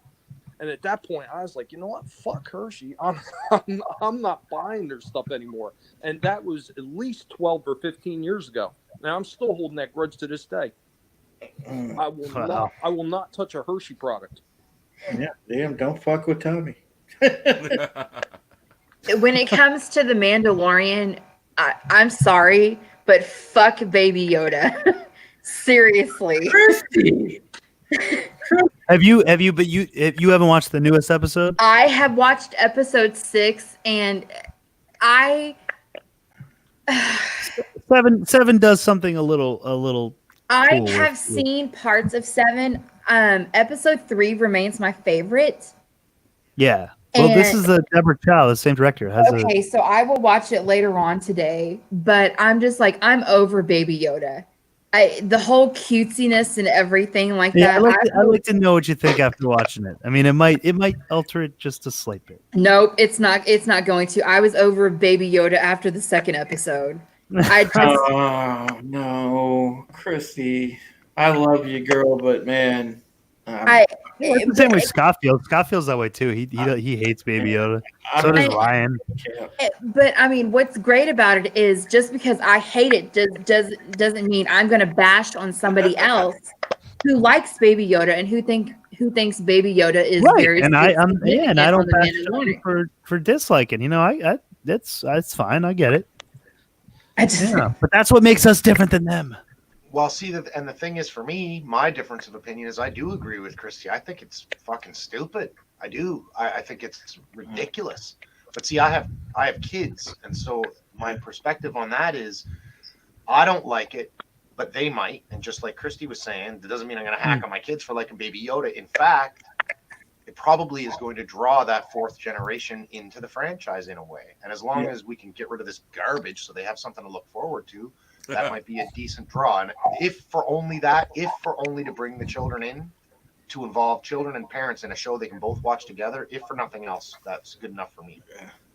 But let me ask you, when the Mandalorian first came out, it amazes me that I don't want to say Baby Yoda was kept as a full secret, but I mean, people didn't talk about it a lot, but now they're talking about it. How can Disney keep Baby Yoda a fucking secret, but then they can't keep this movie a secret? See, we need our wise women to come in and point these things out to us. You see, this is an extremely valid point, Christy. Thank you. Exactly. What is the answer to that, right? I got one answer. I got one answer to Baby Yoda, though. Just one. I just want to throw it in there. It's a single word: soup. Damn, man, I feel attacked here, kind of. Yoda soup, Baby Yoda soup. It's all right, Baby Yoda. If you're out there, I won't lie. I like Baby Yoda, but I won't lie. I would taste the soup. Yeah. I will admit, Baby Yoda is cute as hell. I will definitely admit that. Would I buy a shirt, a plushie, or something like that? Hell yes, I would. But to the overall story, I haven't seen episode 7, but it's not there. And I laugh more at the gifs about Baby Yoda with the Target or freaking Ryan. Oh my God. Those gifts just I laugh so hard at who is it? The ABC, what an ass, what a bitch, what a cuck. Oh, yeah. So yeah. But who knows? I will watch episode 7 today at work. Maybe I'll change my mind. I don't think it's going to happen. I don't know if it's going to change your mind completely, but it gives you a little. It gives you something. Okay. It gives you something a little different. Where you're like, okay.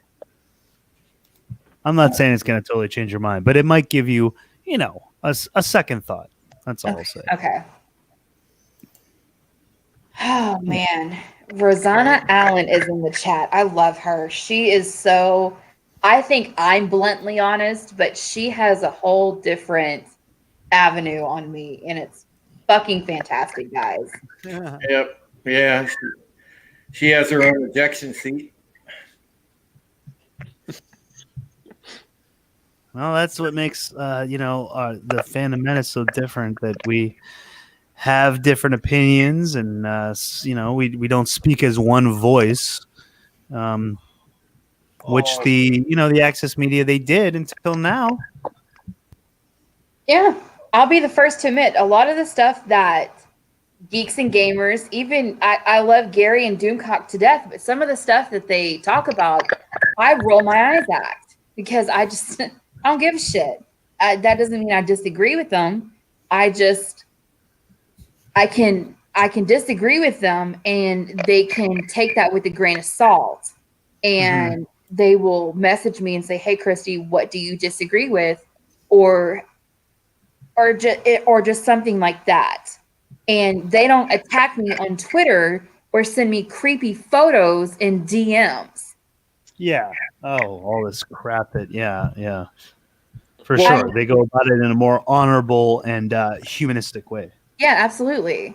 A conversation, have you will. Mm-hmm. Well, I think that's the problem with a lot of the bigger YouTubers, because they don't really necessarily go for the truth all the time. They go for sensationalism, and they want something that's going to pop and it's going to bring the people in to pay attention. I agree with that. Well, yeah. I mean, you do have to play the views and the clicks game too. So to a degree. So there is always. Oh, you just have to make what you want to say and your point of view enticing. You don't have to change it or alter it or make it fake. You just have to make it enticing. Make it, put it on a nice plate, make it look good. Yeah. You don't have to change the recipe of it. Just make it look nice. Some nice garnishes. Yeah, nice garnishes. Clean the plate. Make sure it's not messy. Make sure it's a polished dish. That's all. Yeah. Some nice fresh Rainier cherries. And I mean, sometimes it does make me mad with the smaller content creators who have. I mean, yes, I have 1,000 subscribers, and that's freaking awesome. But then you see someone who has more, I don't want to say quote unquote influence and stuff like that. And it's kind of disheartening because when you have some people who you have about 10, 15 people in that live stream, and then they'll go over to someone else because they're live and stuff like that. And honestly, I don't blame them whatsoever about that. People can subscribe and unsubscribe to whoever the fuck they want. If you like the content, that's all that matters to me. I'd rather subscribe to people who with a smaller fan base than people who I don't want to say that are outright shills, but who have their own perspective or who have their own agenda behind it. I'm trying not to bitch about that a lot, guys, but it's like all of us are small creators on here versus a lot of the other people that we follow. But that doesn't mean if someone dogs me on Twitter or sends me something that Gary, Doomcog, Jeremy are not going to send me something that basically, hey, say, you know what, fuck them, you're great. Right. Yeah. And there was one on there who made a video, and I'm sorry to get on a soapbox, guys, but it's just like people. You bitch about Geeks and Gamers, you bitch about Doomcock, and you bitch about Nerdrotic or any other world-class bullshitters or whoever, and you make a video about them, and then you get pissed off when they attack you on Twitter. So what the hell is it? Either you like it or you don't. If you don't like it, don't fucking subscribe to it, block them, leave it alone. Mm-hmm. Because as much as I sometimes think with the clickbaity titles, it's your channel. However you want to operate your channel is your business.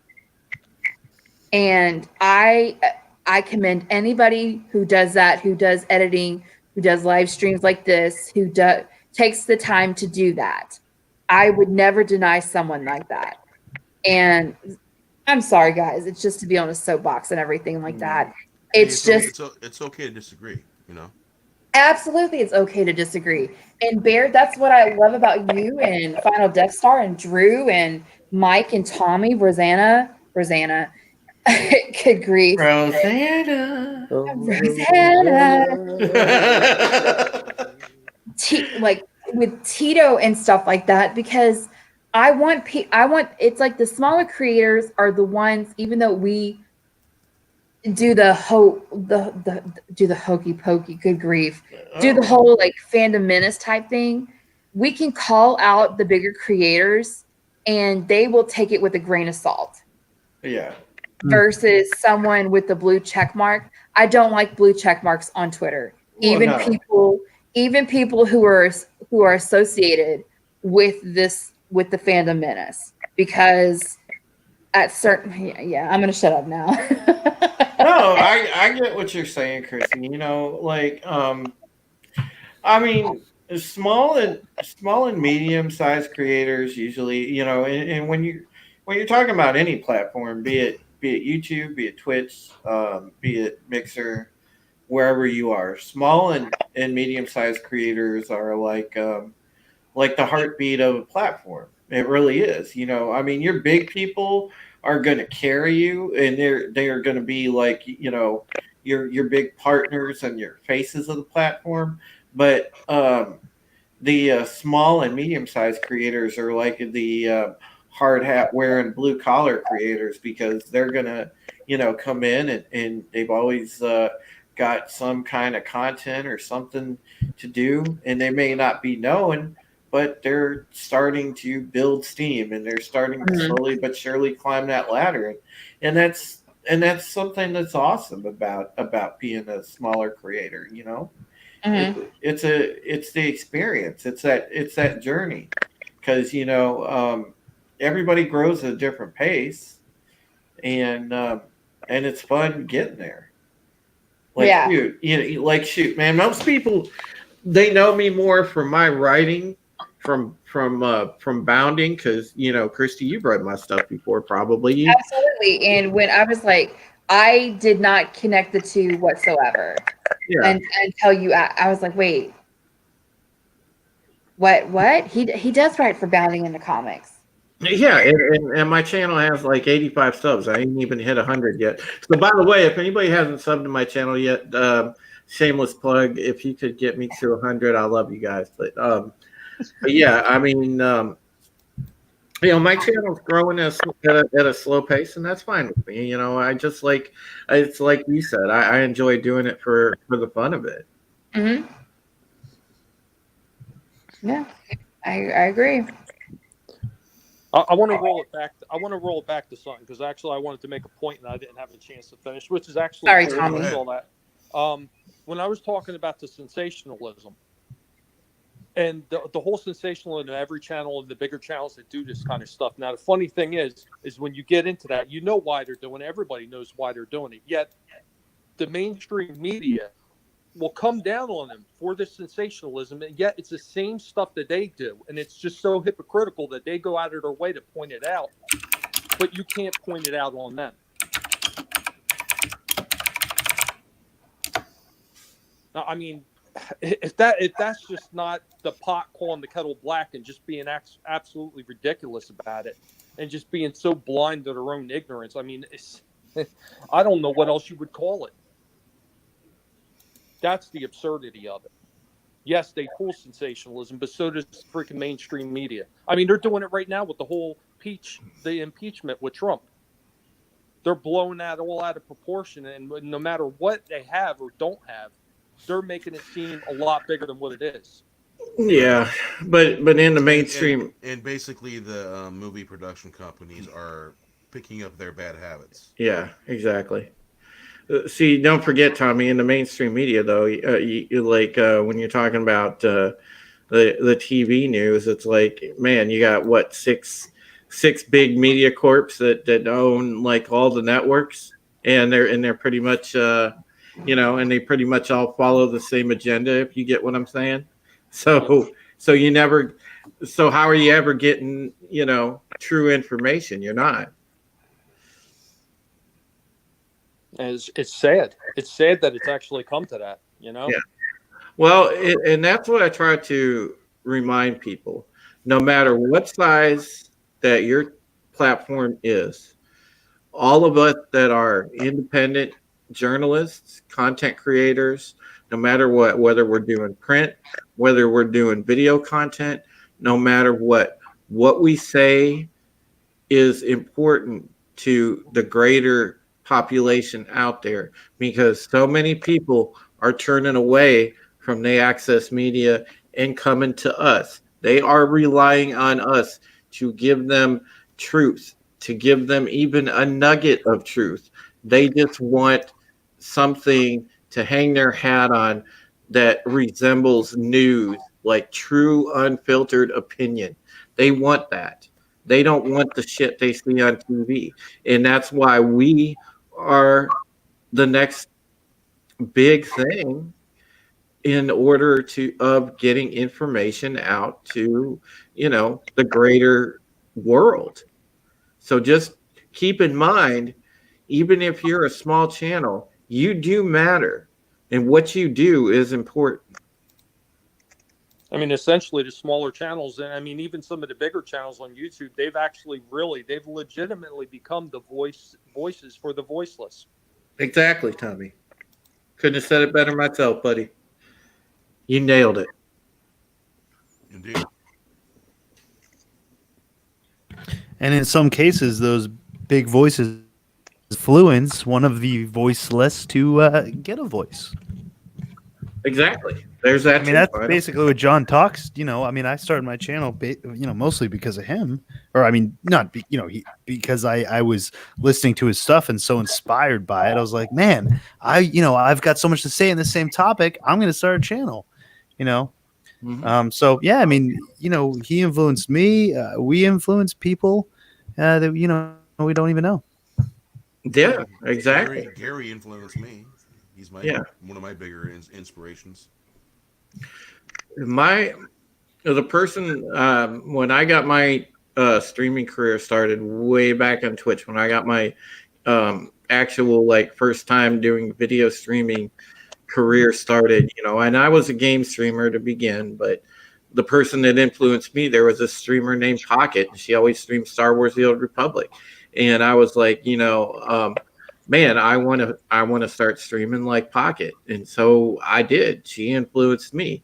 I don't agree with a lot of her personal points of view because I still follow her on Twitter, but she was a direct inspiration to me, and I've even reached out, and told her, hey, look, you influenced me to do this, and now here I am on YouTube. But that's how I got my start. I got influenced by her. Yeah, I mean, you just never know, the kind of influence you may have, on other people. Mm-hmm. I know for myself, I didn't have any single one person that actually influenced me, but I seen what other people were doing, and I was just interested in doing it myself. But I will say that if it wasn't for John Talks, my channel would have never really took off, because I had told Bear this before NCJH that my channel was stuck at like 40 subs or something like that for probably like a good 3 or 4 months before. And it's only been over the last 2.5 months or so, 2.5, maybe 3 months maximum, that my channel actually started like moving. Yeah. And I gained over 150 subs in that time alone, and a big chunk of it was because of John Talks. Yeah. Yeah. He is a great supporter of smaller channels. Same with Drunk 3PO. I mean, Drunk 3PO has also been a huge help in helping, definitely all of us at the Fourth Wave. He's been a big supporter of us, and now he's got his creative creator, new creator highlight. What's it called? The creator highlights or something of the week. Sunday, He helped out Ord's board. Yeah. Oh yeah. He got. Yeah. He became. Right after I watched that was like I think week 1 or 2, and I watched that, and then I sent Mary a message in our Twitter, our huge group chat. I was like, we should get Ord's boarding in here because he's freaking awesome. He just fits. I could tell he would fit the vibe, and he's been doing great. Yeah, I met. I think I was in Thomas Gilkey's stream like a few days ago, and I met Ord's board for the first time, and he was just a real sweet guy, man, and nice guy, Mm-hmm. I really respect him. So yeah, Bear and I both had, like, it was after that first week, were we tweeting Bear, or were we on Twitter, or we were on a live stream together, and we were like, hey, I got a great idea for you. I think you asked me, like, hey, I got a great idea for someone to join the Fourth Wave as a guest. And I was like, I do too. And I think we have the same person in mind. We had talked at all about it. Yep. And we were both like, Ord's board? That happens a lot. That happens a lot. Yeah. We have the same thoughts at the same time. Same thoughts, same time. Yeah. I get that with Bear too. Yeah, it's been a really cool community, but that's cool. I didn't know that, Tommy, that was all like John Talks that really helped.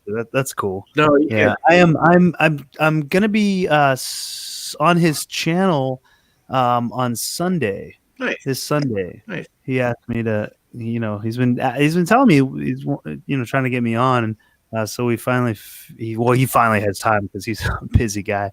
But I'm going to be on there on Sunday, so I'm super excited. You know where I'll be. I'll be in the chat. Well, I think it goes for all of us, Tommy. For all those of us that you mod for, man, can't thank you enough, dude. You keep an eye out and look out for everybody, and it's much appreciated. You're good people. I got the highest admiration for you, and that goes for everybody here in the chat and here on the panel. I'm very thankful to have you folks be, even the smallest part of my life. I mean, y'all are really awesome folks, and I'm definitely thankful for the friendships that I'm making. It's my pleasure. Yeah, I couldn't have said that any better, so I will not.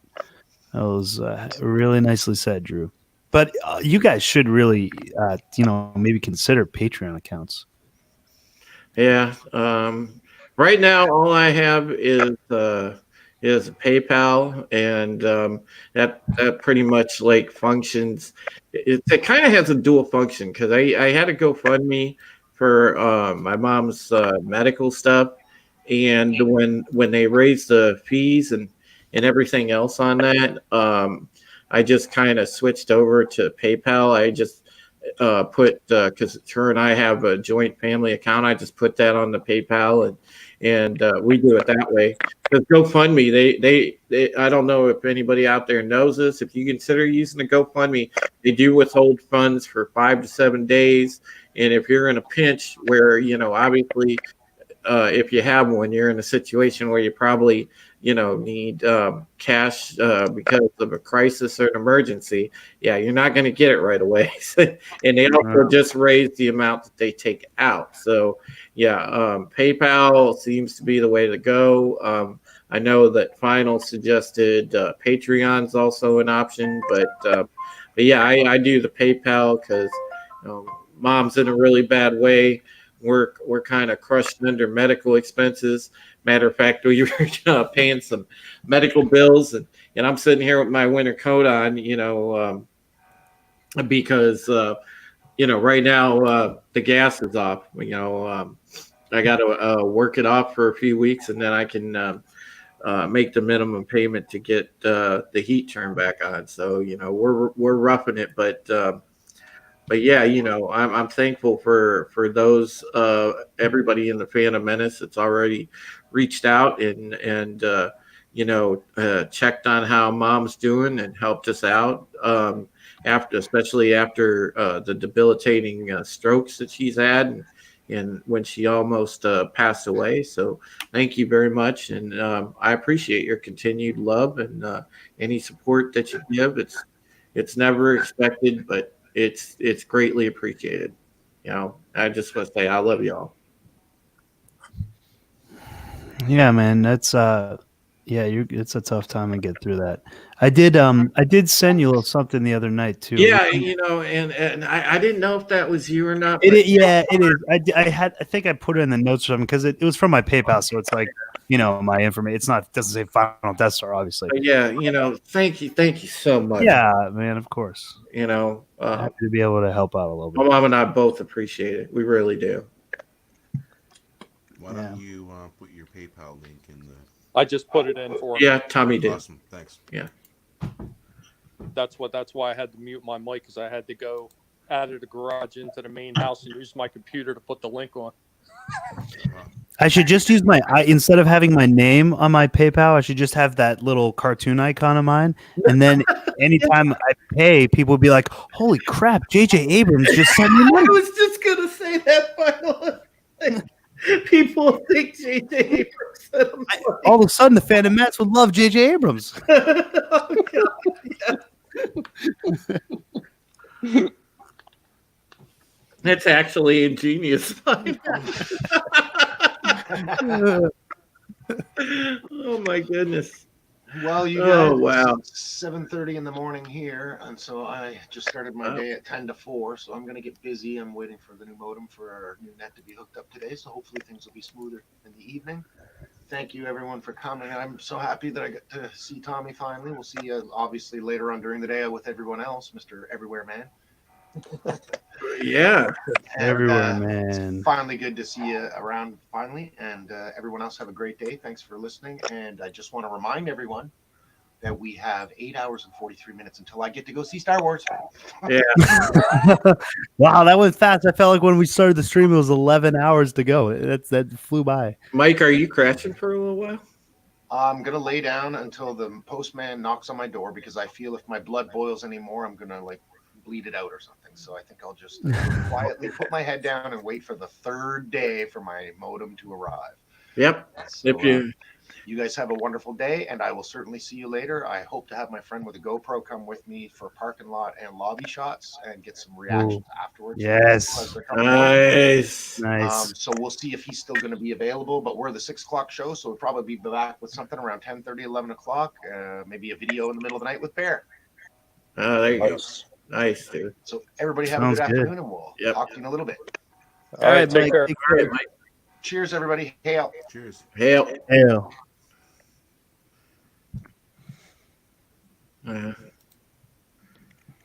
Kaboom. Are we all still awake? Yes. Yeah. I'm gonna have to go to bed too. It's 3:30. Man. I gotta get some sleep. 3:30. I'm just sitting Yeah. here. Yeah, I'm on the West Coast. It's 3:30. Where, Tommy? Whereabouts are you? I'm in Florida. You're East Coast? Yeah. Oh, Florida. Okay. Yeah. So it's Yeah, 6:30 here. Yeah. Sun's coming up for you. Probably will be soon. Yeah, I'm almost. I have this weird, like, anxious thing that I really want to see the train wreck for myself. Oh no, yeah. I mean, now that the reviews are out, yeah, I'm enjoying it. Yeah, dude. I should have this anxious feeling for a different reason. I know. You know, Sporking said something in the chat after he left the stream. He was like, he said, I should be so jealous that there are people that are seeing the movie, you know, Rise of Skywalker before me. Right. And it's so sad that I'm not, you know, and I'm like, I saw a comment like, oh man, that was a great comment. That is so sad, you know, that we should be like, oh, the East Coast gets to see it before us. Oh, you know, but it's like, we're not, I don't even care. Yeah, it's like final. Seriously, I have this thing. I do have the anxious feeling, but it's so different. It's just like, man, you know, it's like I literally am anxious to go gawk at a car wreck. Mm-hmm. That's exactly how it feels. Yep. I know. I don't know about you guys. I mean, I understand what you're saying about that, like seeing the car wreck and everything like that. But me, myself, I personally said from TFA, I was not going back to watch any more of these movies from Disney in the theaters because they were just trash. And all I could think of was a way to build a better mousetrap because I can't stand any of the garbage that they put out. Yeah. But me personally, knowing that this thing is going to be a train wreck and it's horrible and everything that I've been thinking and saying over all this time was absolutely right, I feel that much better about it that I'm not going to see it. I don't know. That's just me. Yeah. Be I totally understand that too. I mean, you know, part of the reason too that I have to see it, you know, obviously, again, it's like I was saying, you know, for the next 5 months, we're going to have writing material over at Bounding. I'm gonna, so I am going in halfway professional capacity and halfway just morbid curiosity. So that's pretty much what it boils down to. So What's it? Is that? What did you pull up there? Is that Rotten Tomatoes? Oh no, No, that's Metacritic. Oh, Metacritic. 53. It's 53. Wow. Yeah. I mean, Rotten Tomatoes last time I looked was at 58. Let me check what it's at right now. The Guardian, Jordan Huffman. The movie snaps together like a jigsaw puzzle. Yeah, 9 story plots in one movie. So like a 1,000-piece puzzle. Yeah, Tito, kind of like that. 58. Still at a 58 on Rotten Tomatoes too. Wow. Yeah, I'll put that link in the private chat. Did Christy pass out on it?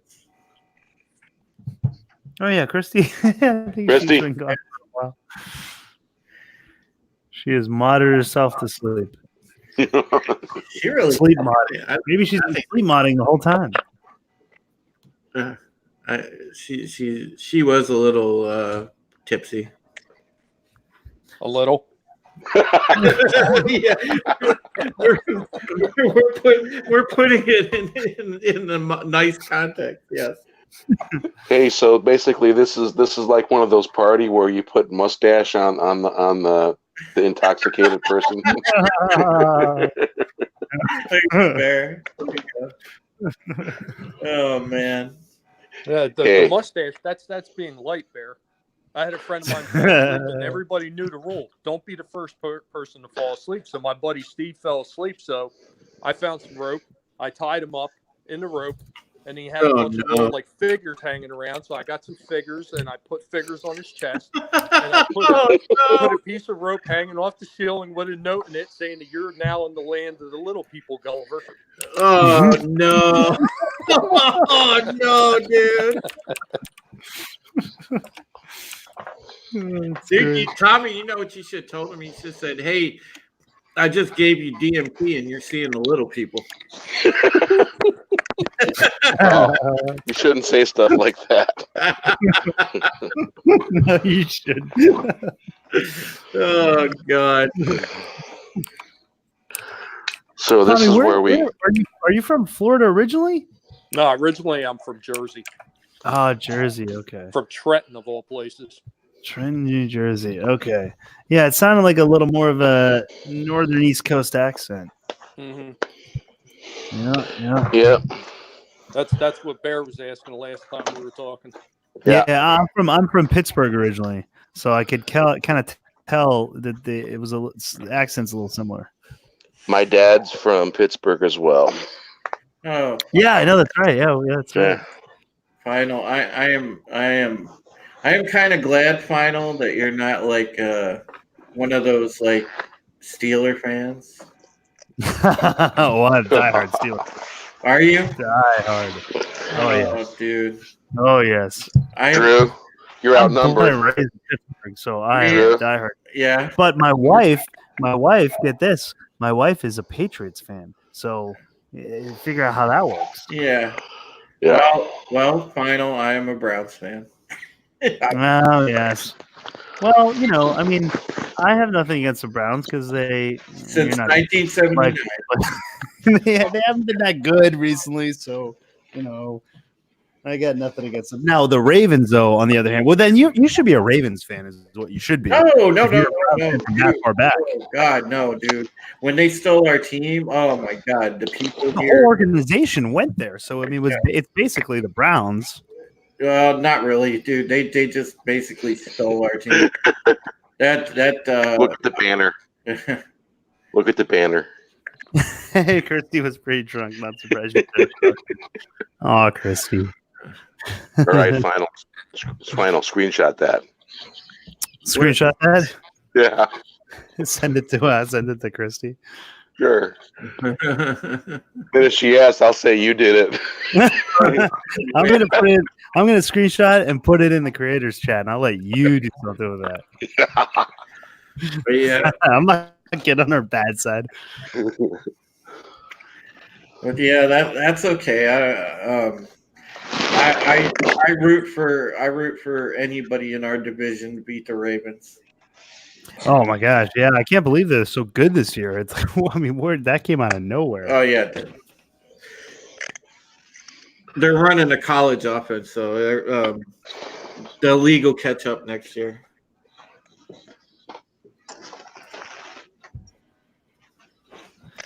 Well, I wrote the Steelers off this year. I mean, we're not, even if we got a wild card, there's no way we would go anywhere. Oh, down the freaking like. You're down to a quarterback just above the water boy. I mean. Yeah. Oh, I know. Like an undrafted rookie quarterback. Undrafted guy, yeah. Gosh, that's what we got. Yeah, and he's had his moments where he's actually been pretty decent for being in the position he's in. But it's no one that's going to take us, to a AFC championship. Yeah, it's not going to happen. So it is what it is. I don't know if Ben's gonna. He should retire. Why risk it? But we'd be in real trouble if he does. Well, no, I can almost guarantee Final. And mark my words. If you and Bear watch the draft this season, Steelers will probably take a quarterback. Oh, we have to. Yeah, we absolutely need to. Mm-hmm. Yep. I mean, that's only given. Only chance we got. That'll be their first pick. They'll take a quarterback. Hey, did you happen to watch the game between the Seahawks and the 49ers? No. Well, me and my buddy, we were listening to it on the AM. And that was one hell of a game. It was a tooth and nail. game. Point for point. They were fighting. When was what week was that? Oh, about a month ago. Oh, okay. And the Seahawks, they won by a field goal, a miracle field goal. Wow. So it went really right down to the kicker. Yeah. It was a fucking awesome game. I mean, they could have lost it, and they almost did. Because there was one field goal that they tried to get, and they were way too far away, and they missed it. And so the Seahawks took the ball and ran the ball. Because, you know, the ball was a free ball, their ball after that. It's a freaking awesome game. Okay.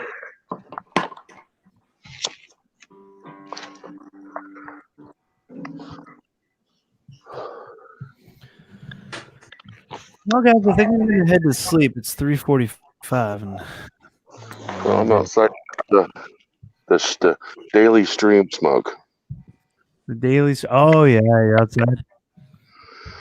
Yeah. I need to start doing that with my my tobacco pipe. Yeah. Yeah, there's the neighbors. Yep. They, I thought they had like the Christmas lights out. Say it again. I thought they had the Christmas lights out. Yeah, right there. Oh, there they are. Oh, there you go. See, I know Bear's neighborhood from from our late night streams. Yeah.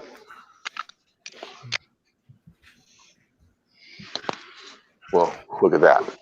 Oh, yeah. All right, Drew. Screen capture it. Oh, Better be fast. That's Clouds are pretty good, moving. Pretty good move. oh man, I've got Telling snow. you. Round here, when it's cloudy.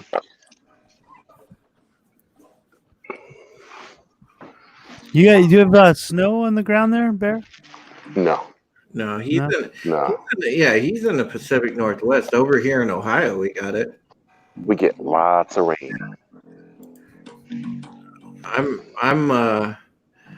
right between like have you been through Ohio, Vital? Me? Yeah, I've been through Ohio. Yeah, I live between like Cedar Point and in downtown Cleveland. So I'm like, Okay, yeah. it's about, I'm smack dab in the middle. Cedar Point. I've been both to Cedar Point and Cleveland multiple times. I have a cousin who lives in Cleveland, and we used to go see concerts there a lot. Yeah. So I'm about 40 minutes away each way down. Okay. There. So I need to get one of those things that'll hold my phone. yeah, that would be handy. Yeah. Because one of the selfie stick things. Well, it's something like a shoulder harness for your phone. It holds it in place where you can like take a video. strap. Oh yeah. Yeah. Okay. Yeah, like a Steadicam kind of thing. Yeah. Hey, CJH is back in the chat. Woke up. In which chat? Like the stream chat. Is he in the screen room? Oh, I don't know. No, he's not. He's just in the chat. Let me know if someone popped into the green room. Yeah. Because I've got the window zoomed in to Hey, thanks, viewfinder. Yeah, take care, Tito's. Thanks for subbing and thanks for hanging out.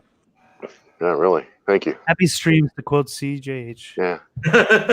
All right, Tito's World. Take care. Yeah. We're gonna peek Take some it easy. streams. Oh, we're gonna get the moon again. Oh man.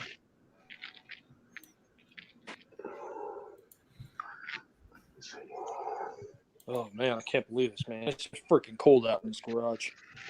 There you go. Screen craft that, baby. What are you doing? What are you doing, Tommy? Burning one? No, man, I got to go in the garage because the other day when CJH and Bear and I were on, my wife told me she actually heard me when I was outside. She heard me. She said, because my voice is too loud. So I decided I was going to go in the garage. Maybe I got a better chance of her not hearing me. Yeah, Jesus, Tommy. You know, you got one of them good radio voices, dude. Damn, you'd be good at radio. Yeah, I told my wife that you said that, and she's like, "What? I don't hear it." Yeah.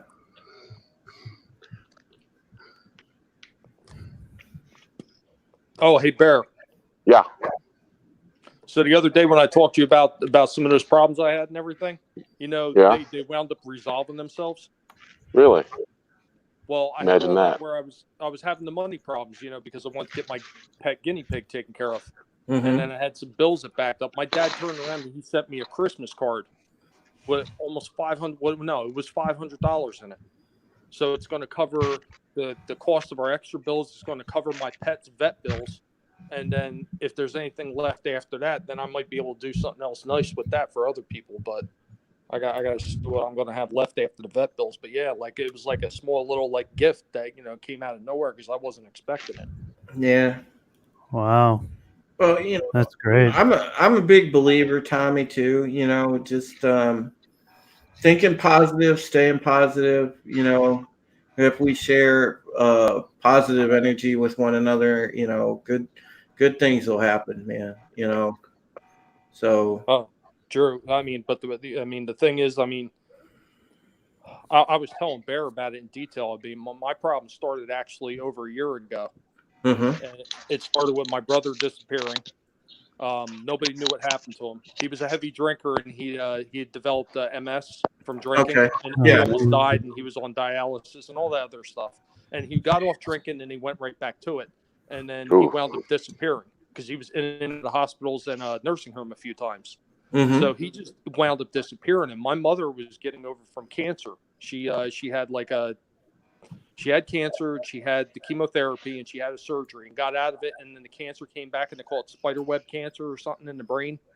It's like spider webs, they say, and they call it something spiderweb cancer or something to that effect. Yeah. So they brought her back in. They did another surgery and everything, and she went through rehab, came home, but her condition just kept getting worse. And then my brother disappeared, and I think that just weighed heavily on her.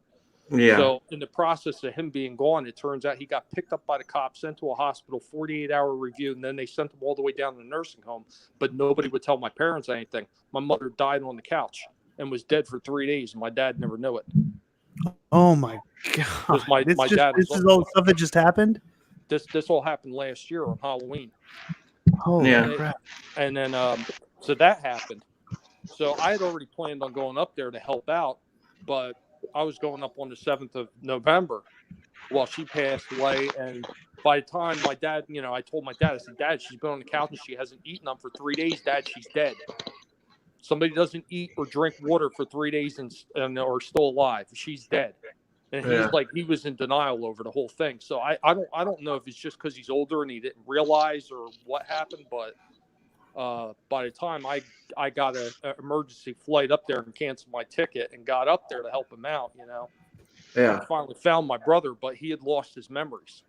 So he barely remembers anything anymore. Like I can go back as far as like 2010, and his memory is is really sketchy on it, and he can't remember. Right. So he's 11 years younger than me. I'm 48. Yeah. He's going to be in a nursing home for the rest of his life. More than likely. Yeah, I'm 48 too. Yeah, that's rough, dude. You know. So I mean, but then after that, it just kept going, though, Drew. It just kept going. It was just like the guinea pig got sick and had cancer in his belly, and I had to get that taken care of, and I didn't have the money. And then there was like, you know, our air conditioner broke down, and then my wife's car air conditioner broke down, and then god damn, our water system broke down. Mm-hmm. Then we had to get our septic system flushed, which was $260, which I really didn't have. And then our refrigerator broke right after that. Oh, shit. Wow. Yeah, you would have just talked. a series of unfortunate events just happening over and over again. It was for over a year it was going on. Well, you know, people ask about, you know, it's funny, like people like ask me like describe your situation, and I was like, well, you know, if you ever read the Bible, right now I feel like I'm going through the trials of Job.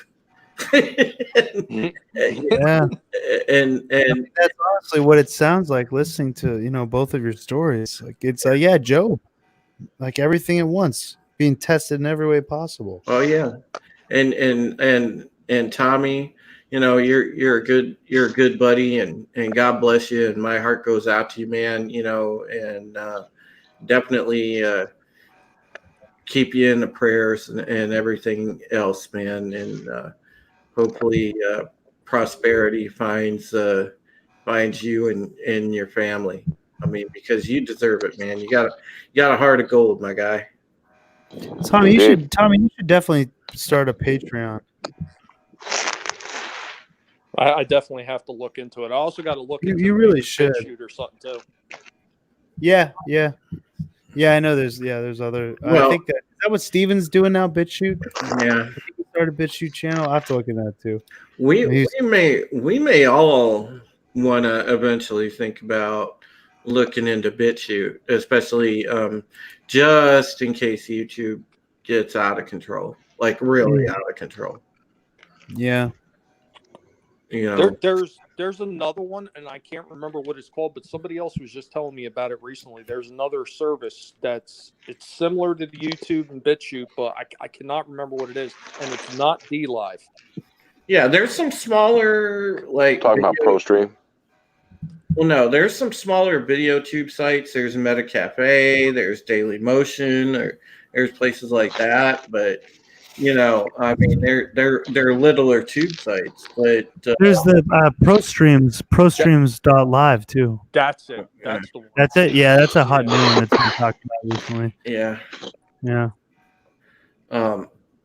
I mean, I'm always backed up because I never like deleted my Twitch account or anything. My Twitch account's still around, and I've got an account at Mixer. So worst comes to worst, you know. I mean, if I'm doing streams, I could still stream one of the two places. So I'm covered either which way. But you know, it's just you know, I like it here, and I like being around you guys, man. You know, I made a lot of really awesome friendships. I mean, you know, it's just great people. It would have to get really bad for people to, you know, all want to leave YouTube. But I mean, if it happened, I'm sure we would all find our way, you know, together. There'd be like one service would be the choice service, you know. Yeah. Wherever all the top streamers go, you know, everyone can follow. I think we'd all follow. We'd all end up in the same place. But our little group, our little fourth wave, we'd all find our way together. Well, yeah, we would still have our we'd all travel in a pack. Oh yeah. So, indeed. Hey Tommy. Yo. Kind of a funny coincidence that after me and you got done talking, all that stuff just worked itself out. Yeah, I know. I was thinking that myself. Because I was in the middle of looking into what you were talking about, and then like everything just worked itself out, and I was like, you know what? Everything just worked itself out. I'm not going to tempt fate, and I'm just going to leave it be. Mm-hmm. Yeah, just let Grandfather Cedar take it from you. Don't worry about it. Yeah, you know, Tommy, because I think you were there the night. Remember back a week or two ago? I think it might have been about a week or two ago. Remember that stream about depression that I did? Yes. Yeah, dude. Ever since I did that, it seems like, you know, even though like right now, like my situation kind of feels like it's in the shitter still. It's like, man, dude, like this, like before I did that stream, like something like this would have crushed me, and like now, even though like it sucks because I'm sitting here freezing balls, but you know, other than that, I mean, somehow I'm still able to like stay positive, dude. It's great. It's like when I did that stream and I confronted that head on and I said, I'm not going to let depression and anxiety pile up anymore. I'm not going to let it rule me. I'm just going to, find different ways to cope instead of like, let it take over. Dude, ever since then, dude, it's been amazing, man. It's just like I'm able to like make it through stuff like this, at least from a mental aspect, where it seemed like before all this stuff piling up would have just crushed me. It set me right back into an episode. Well, I would like to equate that to being like having a cinder block with a chain around your neck. And the whole time you're carrying it around while trying to, avoid looking at it, it's still going to be there weighing you down. And the minute you took it off by talking about it, it just lifted some of that weight off. Now, even though the problems are still there, you're not carrying it around your neck the entire time. Right. Exactly. It's about 39 out there. Yeah. You know what it is here, Bear? It's about 11. That's why I got out of Gary. Harsh Lake Michigan Guys, winners. Bear, share the screen real quick. This is hilarious. Yeah. Oh my gosh. Okay, share this. I will tell you guys this, man. Try going through a Great Lakes winter.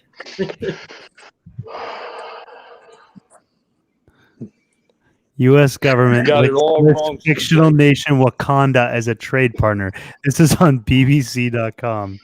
The U.S. Department of Agriculture listed Wakanda as a free trade partner, despite it being a fictional country. Wow. This is not a The Onion. This is Yeah. Hilarious. Well, they actually corrected it though. Yeah, they said it was a mistake, but I mean, come on. Of course they're going to correct it. My goodness, someone's got to realize that it's not a real place. Yeah, at least we know of. Maybe they're trying to tell us something. Maybe it's their own gas.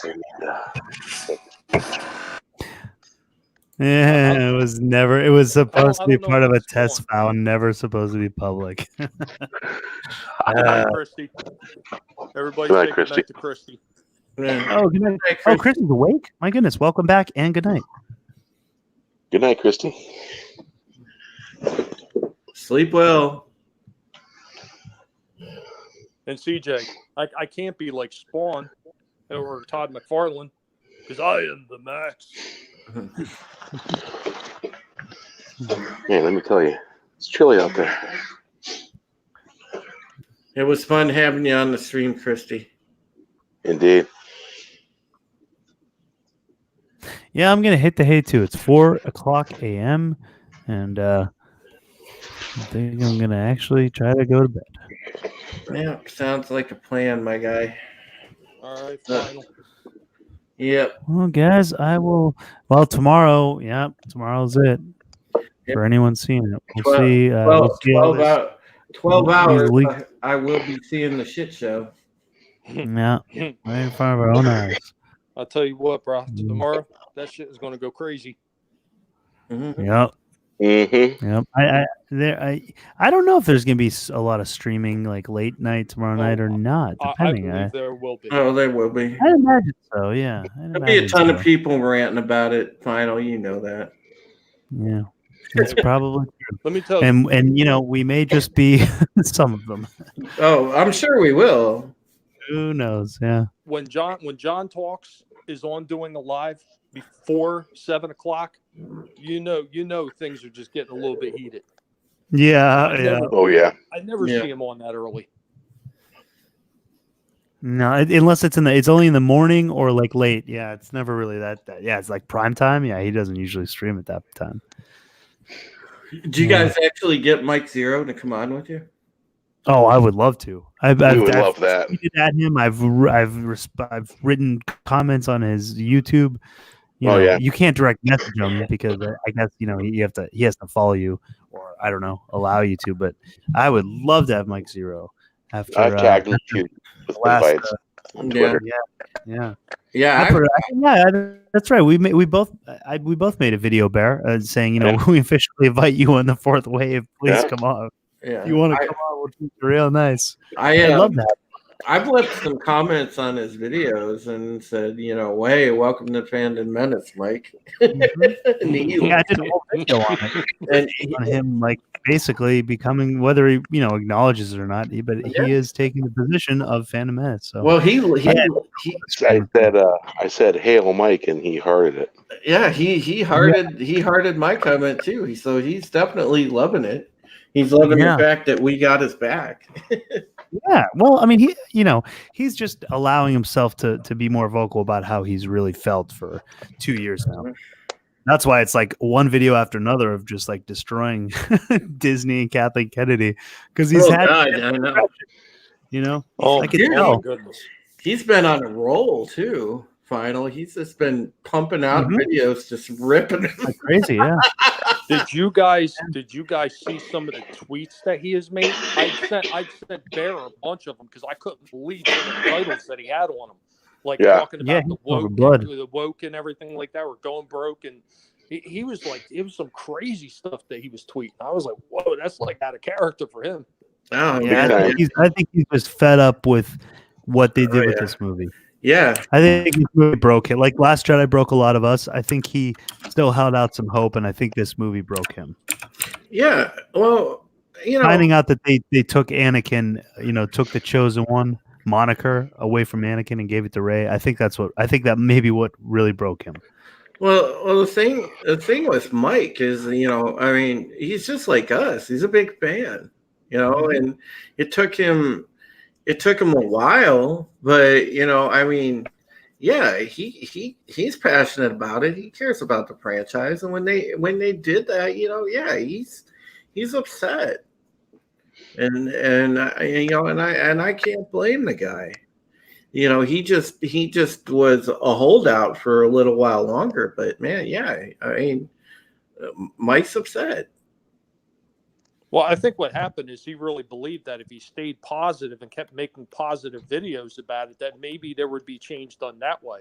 But unfortunately, most people are not going to pay attention to you when you're being nice. You need to hit them over the head with a pipe wrench before they'll pay attention to you half the time. Yep. Especially with corporations like Disney. Yeah. I think he was trying to stay positive. I think he was also trying to stay positive for his fan base, given the exciting leaks and trying to keep that excitement alive. And yeah, you're probably right. He probably was hoping if I hope enough and say enough about it being good, they'll want to make it good. I mean, the best one that he put out, the best tweet that he put out that I personally liked was that, dude, he tweeted out Mendelssohn's response about the movie. And I was like, damn. That's serious. Yeah. I'm just gonna start at Mike Zero on everything I tweet and all my videos I make. At Mike Zero. Yep. Just to keep annoying him until he's like, okay, God, I'll stream with you, fine. Oh man, it would be epic. It would be epic to stream with him.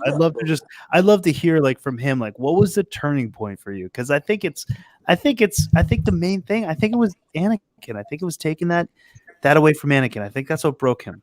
But I'd love to hear him explain the process. Of the last 2 years, because a lot of us can relate to that. We went through a similar thing. Some of us didn't hold on so long, but still I give it to him for. Does anybody know if Star Wars Theory is still on the fence, or? Last time I checked, he was still neutral. Yeah. Has he put out a response for this movie? He did express some displeasure, though. Did he? A little bit. With this movie, he's seen it. I don't know what his displeasure was with, but there was definitely some displeasure there. Huh. Okay. Might have to go back and rewatch the last video that he did. His little announcement thingy. Yeah. Well, if you think anybody would have been a little bit agitated with Disney, it would have been him because they went after him when he did that video. Mhm. Or that, Yeah, that his short short movie, film. rather. Yeah, but he's actually, you know, Tommy, it's funny. He's actually kind of like rode the fence. He's always rode the fence, but you know, well, damn, you know, now maybe it might be a little different, but Let me see if I can. Disney went after the same thing, you know, for me. No, it was a the subsidiary clip of Disney. yeah. Right. That's the same thing. It was their sound recording studio or whatever. It through what's his name? The conductor. John Williams. Yeah. Yes, because it's something under him for the music, and they went after me for the music, and they were claiming Force Awakens music and everything like that when it was actually the original trilogy. But they said, "Oh, well, no, we changed the name of it." Well, that's what I'm saying here, you know. But whatever. I mean, it was what it was. So I just stripped the music off and put my own recording of the. I made my own recording of the music and used it, and I spit in her eye. So screw you, you're not getting anything. Nice. Yeah, I'm scrolling to look for that video of his. A lot of Mike Zero, though. Yeah. I'll tell you, you know, I equate Mike Zero and his turnaround to Charles Bronson's character Death Wish. The mild-mannered guy that got pushed too far. Pushed too far, yeah. I think that was Saturday that he came out with that video, Star Wars Theories. Oh man, Friday.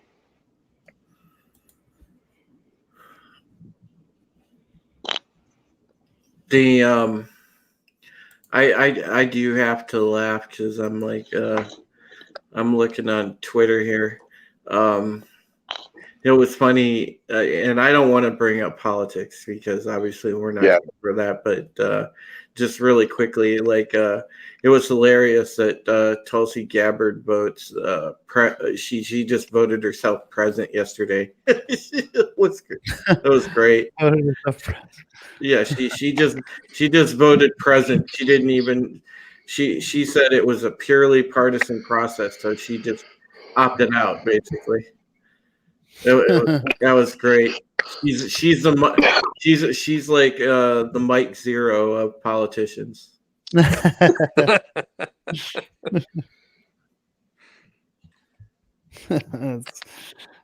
one way to do it.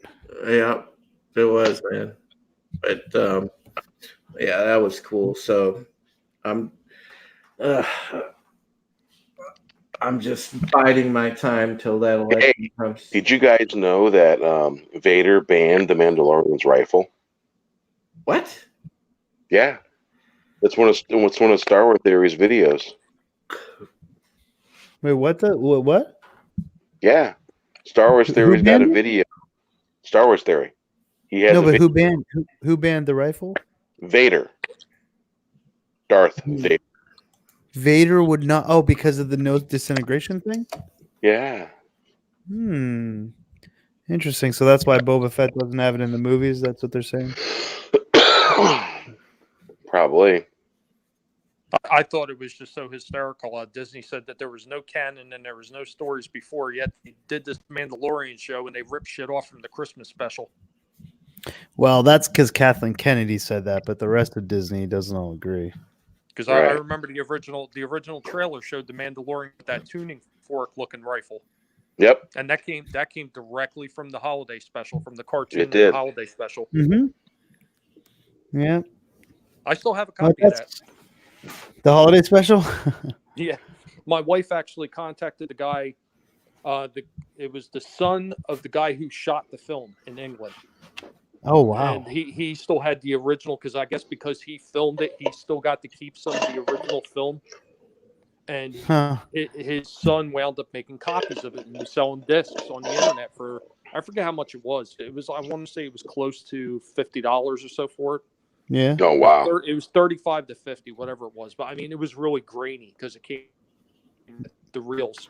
Right. Yeah. But But where else are you going to get it? Really? Oh yeah, I mean that's still a coveted item. Wow, that's crazy. The son of the guy who filmed it. Wow. But yeah, see, Yeah, that's Kathleen Kennedy who said that. Oh, now, no, now sir. here's something weird about that. Since that's technically not owned really by anybody, it was owned by the original TV studio, I think, that filmed it. Would that be subjective to copyright? I wonder. Yeah, probably. Whoever owns that. I wonder if I played it on the TV and filmed it, if they would, and they would try to copyright claim it. I don't know. Yeah, that's interesting. I guess I wonder what rights Disney would have to that, if any. I mean, they bought that Star Wars name, so you think they'd have some kind of rights to that. That would be an interesting experiment, anyway. Well, you think about this: when Disney bought Lucasfilm, they bought Lucasfilm and they bought all its subsidiary companies, and whatever movie IPs they had that were in the companies came with it. Right, so that would be part of it, right? But Lucas kept the rights to the original trilogy films, the original unaltered films. He kept. Disney can't touch those. So if he kept the rights, if he kept the rights to them, did he possibly keep whatever rights might be left available for that that special? Because that was during the time period. He could have. He could have kept that. It's very possible. Yeah, Disney can. I think you guys were talking about that on the fourth wave after I had to leave the stream to go to work. But I think you guys were talking about the Disney remaking the original trilogy. But they cannot do that. They don't. Yeah, there's no way that'll ever happen. No, George. I mean, George kept that in his contract that they cannot remake and touch that. That was made very public. Well, I think because Disney just had recently released the original movies out on DVD. Now, but they can release as long as they don't mess with it. They can release it. They just can't alter it or remake it or edit it or change it in any way. The McClunky thing was George. He changed that before he sold. It was George. It was not Disney that did that. I thought maybe it was George still messing around with it. Yeah, I thought maybe it was them changing something just to make it viable for them to be able to sell it. No, George actually had, apparently had edited that and switched that before he even sold the company. He just hadn't released a copy of it. So Disney released the copy, but it was George that added that in. Yeah. Do you think maybe that was the reason he wasn't invited to the premiere? He had a premonition. No kidding. All right, it's 7:15 here. I'm gonna go and actually get myself a little shut eye. Me too. Because I have to probably get up and write before I go to the theater. So, all right, Drew, you have a good one, man. You too. That everything turns around. Yeah. Final, you have a good one, bro. Thanks. Yeah, you guys too. Tommy, it's so nice to finally talk to you. It's oh man, yeah. We got to get you on more whenever you want to stream. I didn't even know you did this. Yeah, and Tommy, great. I was gonna tell you, buddy. Anytime you need to reach out, talk about anything, man, my DMs are always open to you, buddy. I appreciate that. Yep, absolutely, man. Appreciate what you do for me too. So. All right. No problem. Anytime any of you guys want to reach out to me, like I've told a few people that I don't care. Don't matter to me. Yeah, same here. I have guys that are subbed to my channel that keep reaching out to me now. And they get worried. I'm not bugging you, am I? No, it's cool, man. I don't mind. Well, Bear, love you, big bro. I'm going to take off. And Final, it's always a pleasure being in your presence, good sir. No, thank you, Drew. Same to you. Same to you. Oh, and Bear dipped out. Oh, there he is. Yeah, he's gone. He's back. He's gone. He's back. Oh, man. All right. There you go. Winning. That's what it is right there. Winning. Everybody's saying Name winning is on 3. 1, 2, Yeah. 3. Winning. Thanks for stopping in. Hail. Yeah. Hail. Hail.